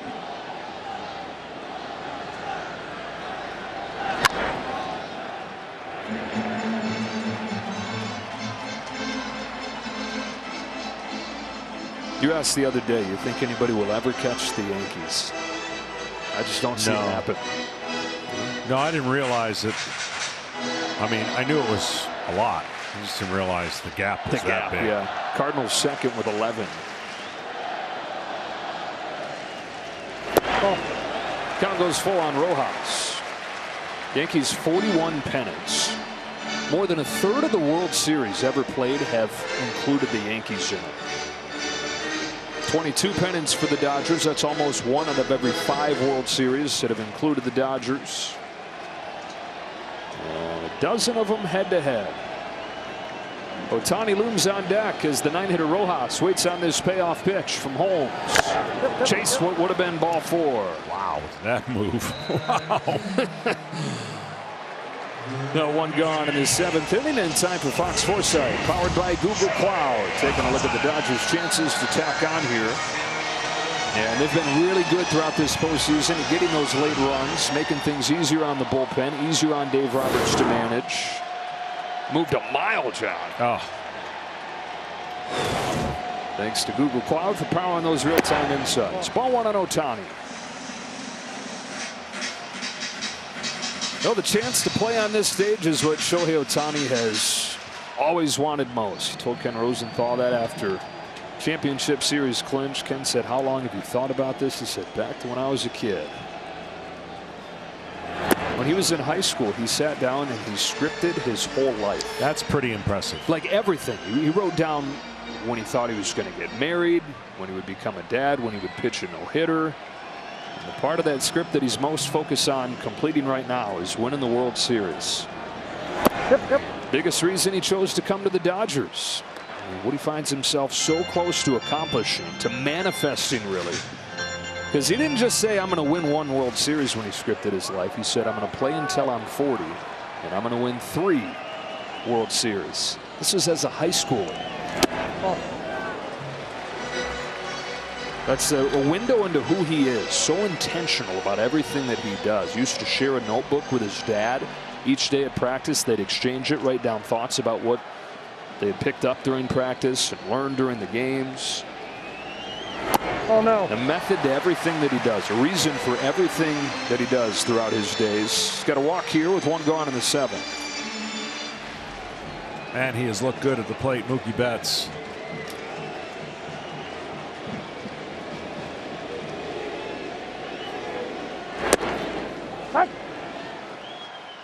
Won it with the Red Sox here in 2018. Celebrated on this field.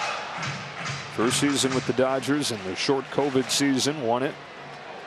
No active player has 3 rings. Betts has a chance to become the first. The active guys. Could we see Ohtani moving on the bases? 59 of them during the regular season. Just 1 attempt. No successful steals in the postseason. Well, he hasn't had a ton of opportunities, Right. so you know he's itching.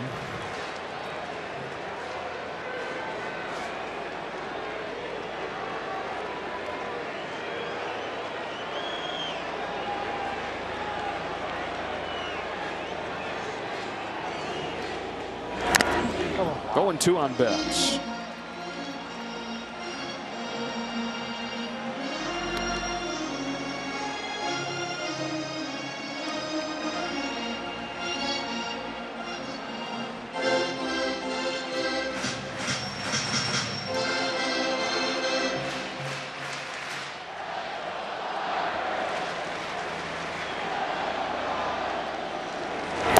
Betts down swinging. 2 away.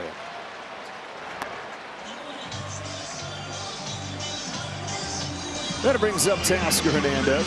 So it's 59 stolen bases we're talking about. Never seen anything like it. Probably not going to see it again. You can't imagine him doing anything like that when he goes back to pitching. Just extraordinary. But he finds another way to push the lanes. I mean, it is. I mean, the argument goes right out the window. Can a DH win the MVP? There he goes. Throw down is in time, and he's 0 for 2 in stolen base attempts in this postseason. And he's in some pain.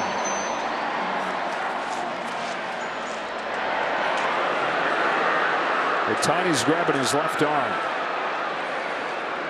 Come on. Damn. 肩っすね。肩。どっちの肩？左。左肩。外れた？多分。本当に？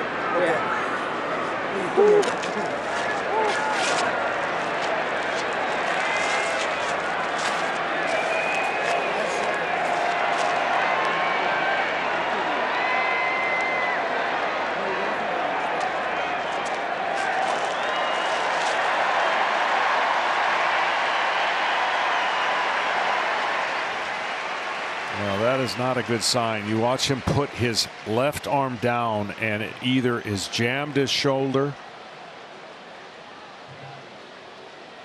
or his wrist. Watch it go down, and right there, that has sent a crowd quiet. So Shohei Ohtani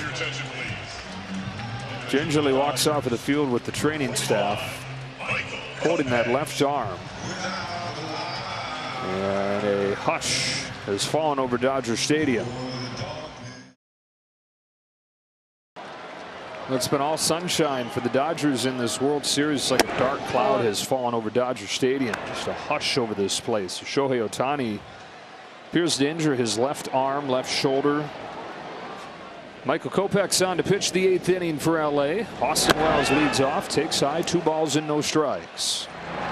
This has kind of been the thing, John. It can take Kopech some time to get into the game. Yeah, almost like he's rushing and pushing the ball up in the zone, and when he gets locked in down in the zone, 100 miles an hour. Right there. Pitch yesterday, gave up a hit and a walk. This Dodger bullpen, it's been so good in this postseason for LA, helping them overcome any of the issues with the starting rotation, which we were talking about earlier, has been better than I think folks anticipated as well. The pen has locked things down. And in the wins in this postseason, a 1.07 ERA. 2-1 pitch from Kopech. Fouled off, and it's 2-2. 8-9-1 for the Yankees.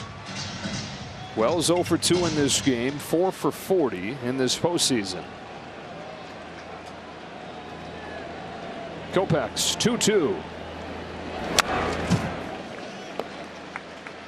Michael Kopech was 27-82 when he's looking at his team in the standings back in late July. That was the Chicago White Sox. Went on to lose 121 games, a new record. He got traded to the other end of the spectrum. Finds himself pitching in the World Series. Home with another 2-2. 5-0 since coming to LA with a 123 earned run average. They had in the postseason with that 5th win. 3-2 though on Wells, leading off this 8th. Here's his payoff. Yeah, he's been really good, and another good trade by the Dodgers that really helped a team that was going through a lot of injuries. You'd think, wow, what else do they need? They've got everything. Well, they did, but then they got some help by getting Edman and Kopech and Flaherty. It's going to be the 9th pitch coming from Wells. Wells has struggled mightily after he was such a key bat for these Yankees, hitting cleanup for a lot of the second half. Trying to start something here in the 8th. Another payoff. He's late on a fastball. Took Kopech 9 pitches, but he finishes the job. Checking with Ken Rosenthal. Joe, I'm told the issue with Ohtani is his shoulder. No word yet on the severity. Left fielder Alex Verdugo. Sure didn't look good. A one-of-a-kind man at the top of the Dodger lineup. Guy they were hoping could get him over the top this season. He's helped get him over the hump into this World Series. Verdugo with a half swing. Bounce it to Muncy. 2 up and 2 down in the 8th. Well, the one thing about the Dodgers that's made them so special, they don't let you breathe. Like if they get up on you, they bring in some arms that don't even let you have carryover effect. And the carryover effect I'm talking about, you're down 6. And the offense gets going late to try to figure that might go into the next day. They don't want you to experience any success, any rally, any moment when they get the lead. That's why they've been so good in the postseason. Top of the order, Gleyber Torres, strike 1, 101 from Kopech. NHK, by the way, the Japanese television network, is reporting that you could hear the audio there during the exchange with Ohtani. And he said, "I popped my shoulder out," which is what the guess would have been just watching that. You never want to just assume with those things, but doesn't sound good for Ohtani and the Dodgers. 2 balls, 1 strike on Torres. And coming from my experiences, I did that 13 times in 1 year. So it's a looseness that makes Ohtani so great. So it's not necessarily that he won't be able to play. It's the severity of what that dislocation was all about. Sky high pop up when it comes down. Michael Kopech will have himself a 1-2-3 8th inning.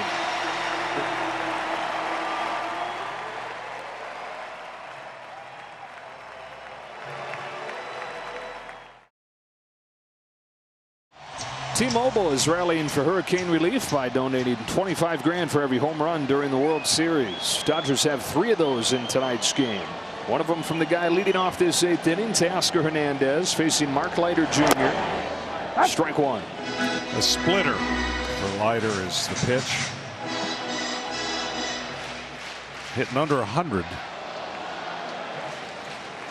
Dad was a big leaguer, Mark Leiter. Uncle Al Leiter wasn't on the championship series roster, and then an injury opened the door for him to join it. Pitched some key innings the last couple games in that championship series. The guy that they picked up at the deadline from Chicago is 1-1 to Teoscar Hernandez. And Al Leiter's son pitches for the Rangers and played with Anthony Volpe in high school, so spreading the family around are the Leiters. 3, 4, and 5 for the Dodgers against Leiter in this 8th inning. For the Yankees in the 9th, Soto, Judge, and Stanton due up on a night where the Yankees have just 1 hit.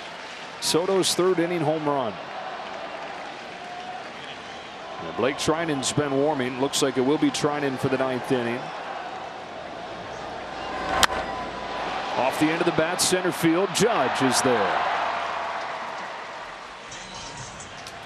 And now a quick word from Lone Depot.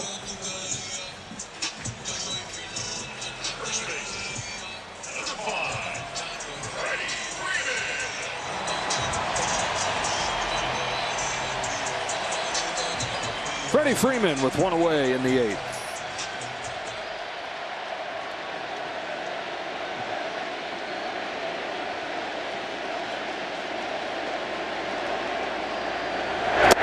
Now the Dodgers followed Kirk Gibson's Game 1 home run in 1988 with a shutout from Orel Hershiser in Game 2. They went on to win that World Series in 5 games. And for the Dodgers to make Freeman's grand slam sparkle forever, to make it hold up as an iconic thing, that's going to require 3 more wins. If you don't win the series, that iconic moment, it becomes more of a footnote. Still a special, incredible World Series home run. For it to really shine forever, it'll require 3 more wins from the Dodgers. Well, they're on a roll, obviously, and they're in good shape tonight with 1 more inning to go. There's a little bit of with Ohtani, unfortunately, and seeing how that shakes out for the rest of the series. But it's almost again the narrative of the Dodgers year, and just when they would get that next injury, somebody else would step up and pick up the slack and find a way. So we'll see how this game and that stolen base in that inning shakes out the rest of the series. Tommy Edman, 2 out of 3, a couple more extra base hits.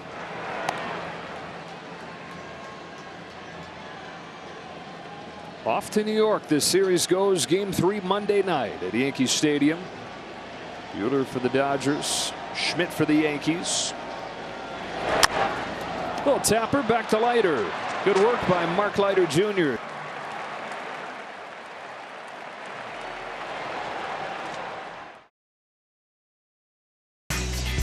Earlier tonight, 6 youths from the Make-A-Wish Foundation, whose wish was to go to the World Series, were treated to a one-of-a-kind VIP experience. Since 2000, Major League Baseball's granted more than 100 wishes to attend the All-Star Game and World Series. Here we go to the 9th inning. Juan Soto leads off against Blake Trinan. 1 ball, no strikes. You know what makes Blake Trinan so nasty is the movement on all his pitches, but he can throw his breaking ball for a strike, and by throwing it for a strike, it allows the hitter to chase the ones because he can throw them for a ball as well. Quickly 2-0 on Soto. He's given up a run each of his last 2 outings. Chris Taylor's into the game in left field, replacing Teoscar Hernandez. He had not given up a run since August prior to this stretch here. Heavily used. Told Dave Roberts he's good to go even after throwing 22 pitches yesterday. On the outside corner, and it's 2-1. This guy was 36 years old, a decade in the big leagues, was dominant prior to injuring his shoulder, and he pitched in just 5 games the last 2 years prior to this season. Right back to the top, though. 2 balls and 2 strikes on Soto. See, there's a perfect example. Behind in the count, 3-run lead. He has the confidence to throw that pitch anytime he wants.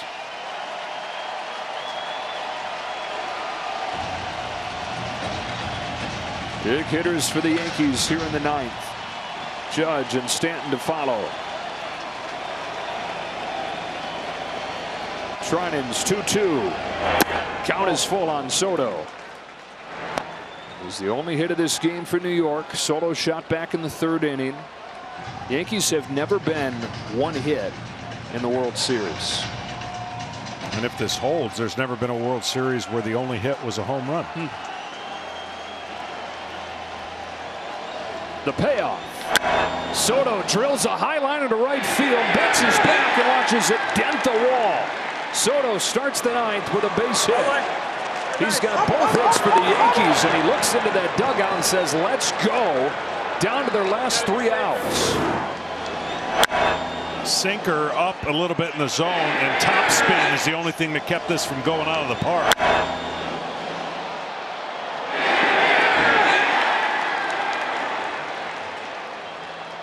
Soto continues to do his thing. Now it's Judge, whose struggles have continued tonight. He's 0 for 3, 2 more Ks. Nasty. Remember, Aaron Boone told us a couple hours before the game that, you know, the struggles have been clear, but he really liked how Judge looked against Trinan last night. Faces him again here and finds himself in an 0-2 hole. Well, again, it's not that easy when you're struggling to stay on the ball to center field to right center.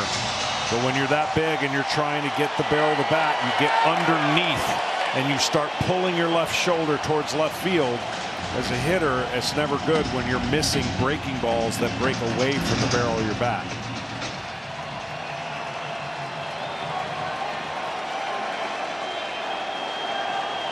Trinan's 0-2. Judge watches one that's overthrown to the backstop, and Soto's to second.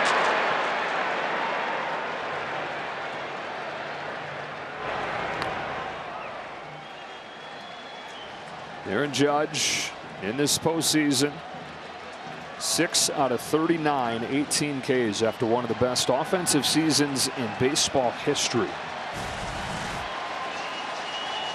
Can he find it in the postseason before it's too late? Strike 3. Trinan gets him again.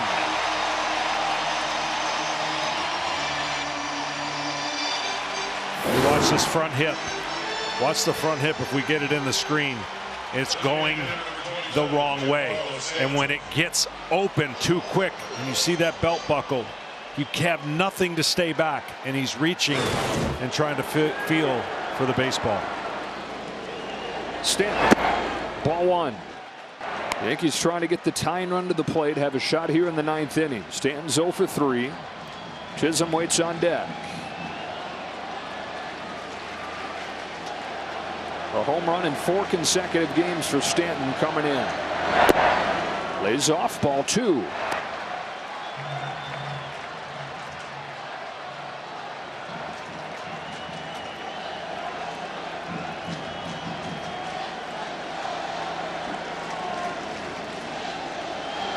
Pitch. Off the bag, and the Yankees catch a break in the 9th. Soto's in to score, and it's 4-2. A bullet that finds the bag, and the tying run comes to the plate for the Yankees in the 9th.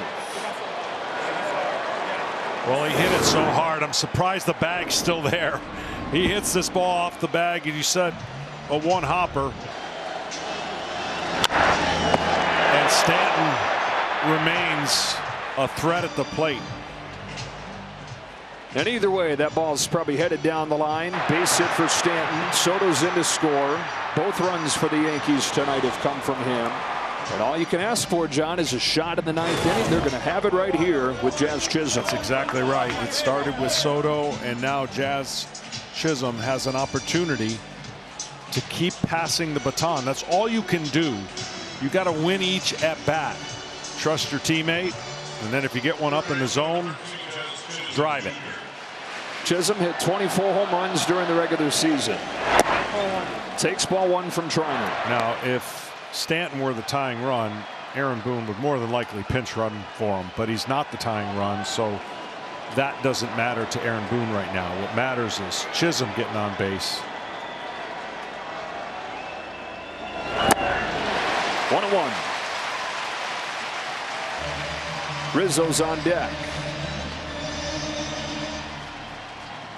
And Blake Treinen, who had not given up a run since August, has allowed 1 in 3 consecutive outings. Digging deep here. Back-to-back nights. Home of the 1-1 pitch. Swing and a miss. 1 ball and 2 strikes.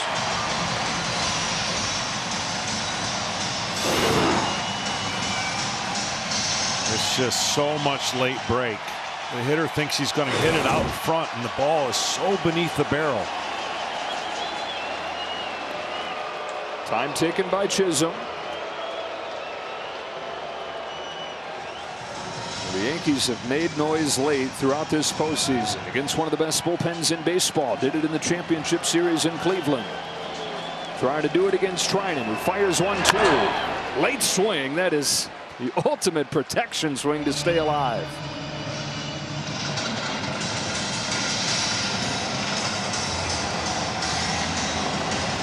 Tried to change the eye level. Rarely do they pitchers back this up with another sinker. More than likely, here comes that breaking ball.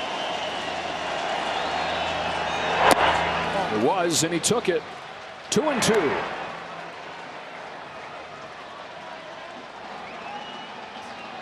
Alex Vesia has just gotten up in the Dodger bullpen.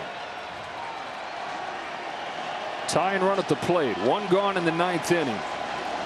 On a 2-2. Jazz Chisholm fouls it off. Just barely stays alive. Well, the more of the breaking balls that he sees, the better he's going to be able to time it as a hitter. It's still a great pitch, but now they'll see 6 of them. Advantage goes to the hitter. That's why he's trying to sneak at some point that sinker. When you're seeing soft, that sinker surprises the hitter. Another 2-2. Lays off the high fastball. And it was the right idea, just the wrong place. Aaron Boone said this guy can change a game. Nearly did so with his speed yesterday. Can he do it with his power here? Tying run at the plate in the 9th. 3-2 pitch. Chisholm corks a base hit to right field. Tying run aboard, and the go-ahead run coming up. And this is exactly what I'm talking about. That was the 6th breaking ball in the at-bat. Now watch how much better timed he is. That's still a very good pitch. Earlier in the bat, his swing was too big, and he missed it. But the more he could time it, the better a hitter feels, the more pitches he sees, no matter how great that pitch is. Yankees on their last breaths right here. Down 1-0 in the series. Down 4-1 coming into the 9th inning. They've played it 1. They've got the tying run aboard and Rizzo at the plate. Now, if this ball's on the ground, Chisholm's got to get as big of a secondary league as possible to try to beat the throw at second base, because Rizzo doesn't run very well. With Freddie playing all the way back, you can get a really big secondary lead, which means your lead is moving, going towards second as the pitch goes to home plate. First pitch from Treinen is inside in ball 1.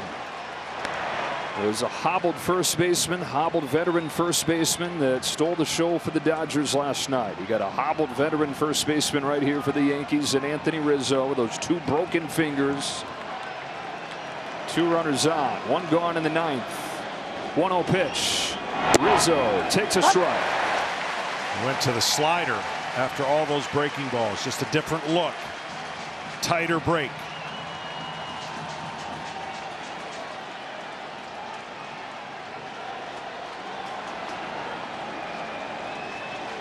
The 1-1.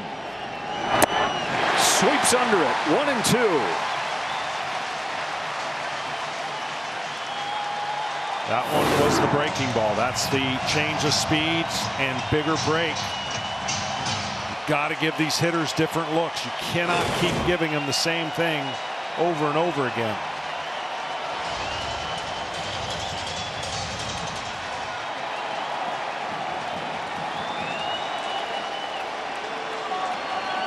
Three hits in the inning for the Yankees. 2 on, 1 out. 1-2 pitch. Count evens up.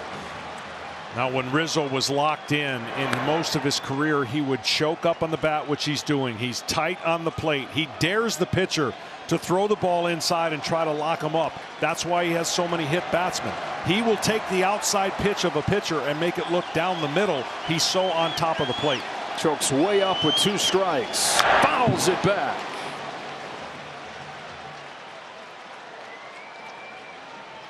Basically what he's saying is he will take his chances that a pitcher can't paint inside corner 3 times on him.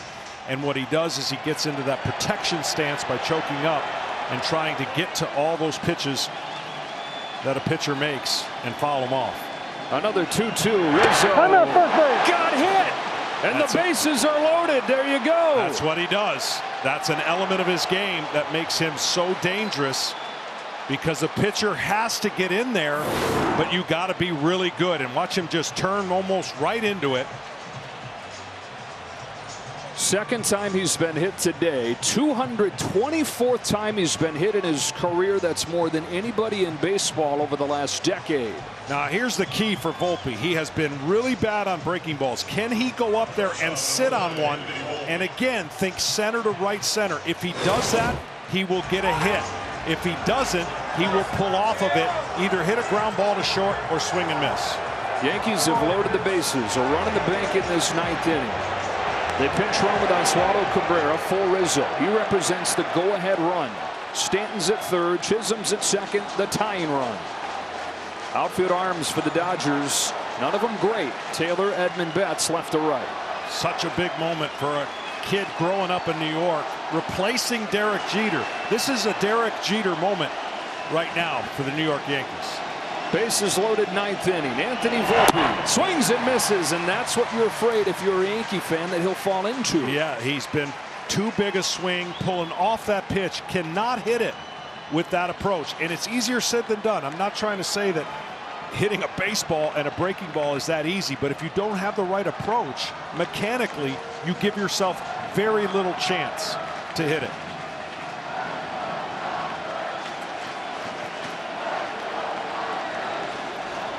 Oh, 1 pitch. Lays off this time. Backhand Will Smith. Trying his 30th pitch coming up, one day after he threw 22. Wonder if this is going to be his last hitter. Vesia is ready to go. Left-handed batting Wells is on deck. The game on Volpe's plate. The 1-1 pitch from Blake Trinan. Anthony Volpe takes upstairs. He's ahead 2-1.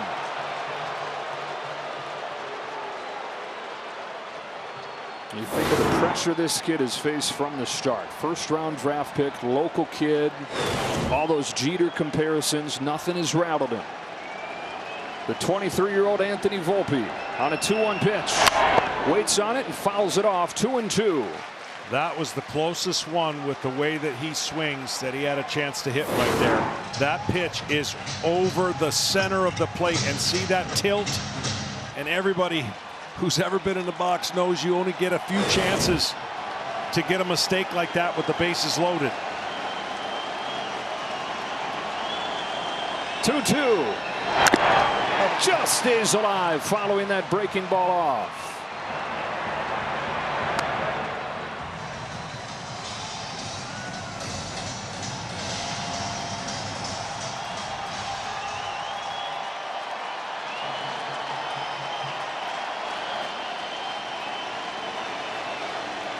Another 2-2. Volpe's down on strikes. 2 gone in the 9th.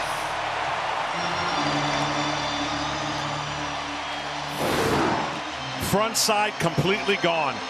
And at that point, so committed that there is no chance. That pitch was way outside. But to Anthony Volpe, it looked like it was going to be there for the longest time. Blake Trinan gives him everything that he can, unloading the tank, and Dave Roberts is going to go to Alex Vesia, looking for the 27th out of this game and looking for a 2-0 series lead. Bases loaded in the 9th inning, game 2 of the World Series. 150 kids took part in a special World Series play ball event in Inglewood this morning, led by MLB play ball ambassador Coach Ballgame. Go to playball.org to learn more. You might have seen right before we went to break, in the shadows of the lights turned off, Jose Trevino emerged from that Yankees dugout out of the dark right into the spotlight with the bases loaded in the 9th inning, and Alex Vesia's on to face him. Well, for Trevino, what a big moment. And Vesia, the same thing. Trevino against left-handers struggles against the curveball, likes the slider better than the curveball, and doesn't like the four-seam fastball. Pinch hitting for Austin Wells. Bases loaded, 2 gone. Trevino lifts a fly ball to center field. Tommy Edman is there, and the Dodgers lead this World Series 2-0. It takes Alex Vesia 1 pitch to put out the bases loaded fire.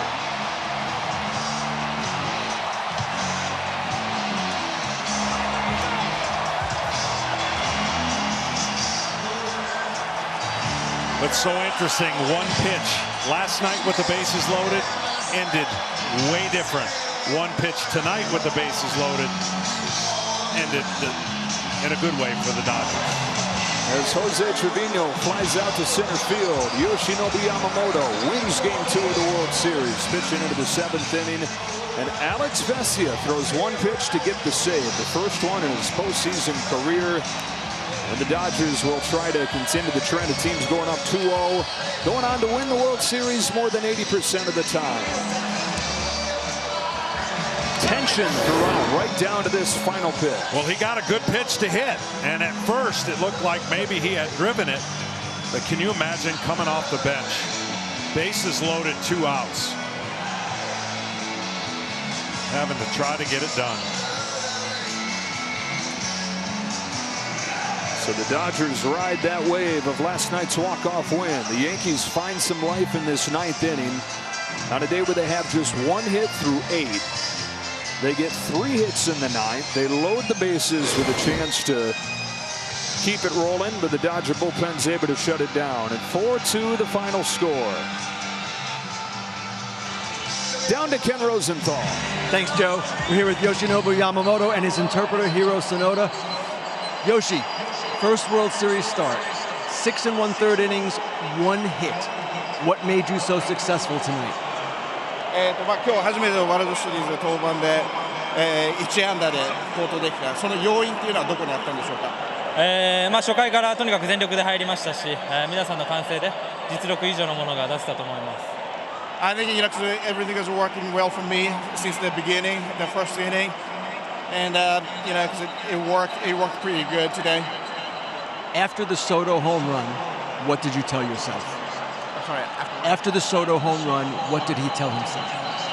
ソト選手に打たれたホームランの後っていうのは何を考えて投げてましたか。まだ同点だったんで、切り替えて次のバッターに向かいました。Because at the moment that was still tight a game, because I was just trying my best. Walking off the mound, the crowd was cheering, chanting your name. What was that like? That moment.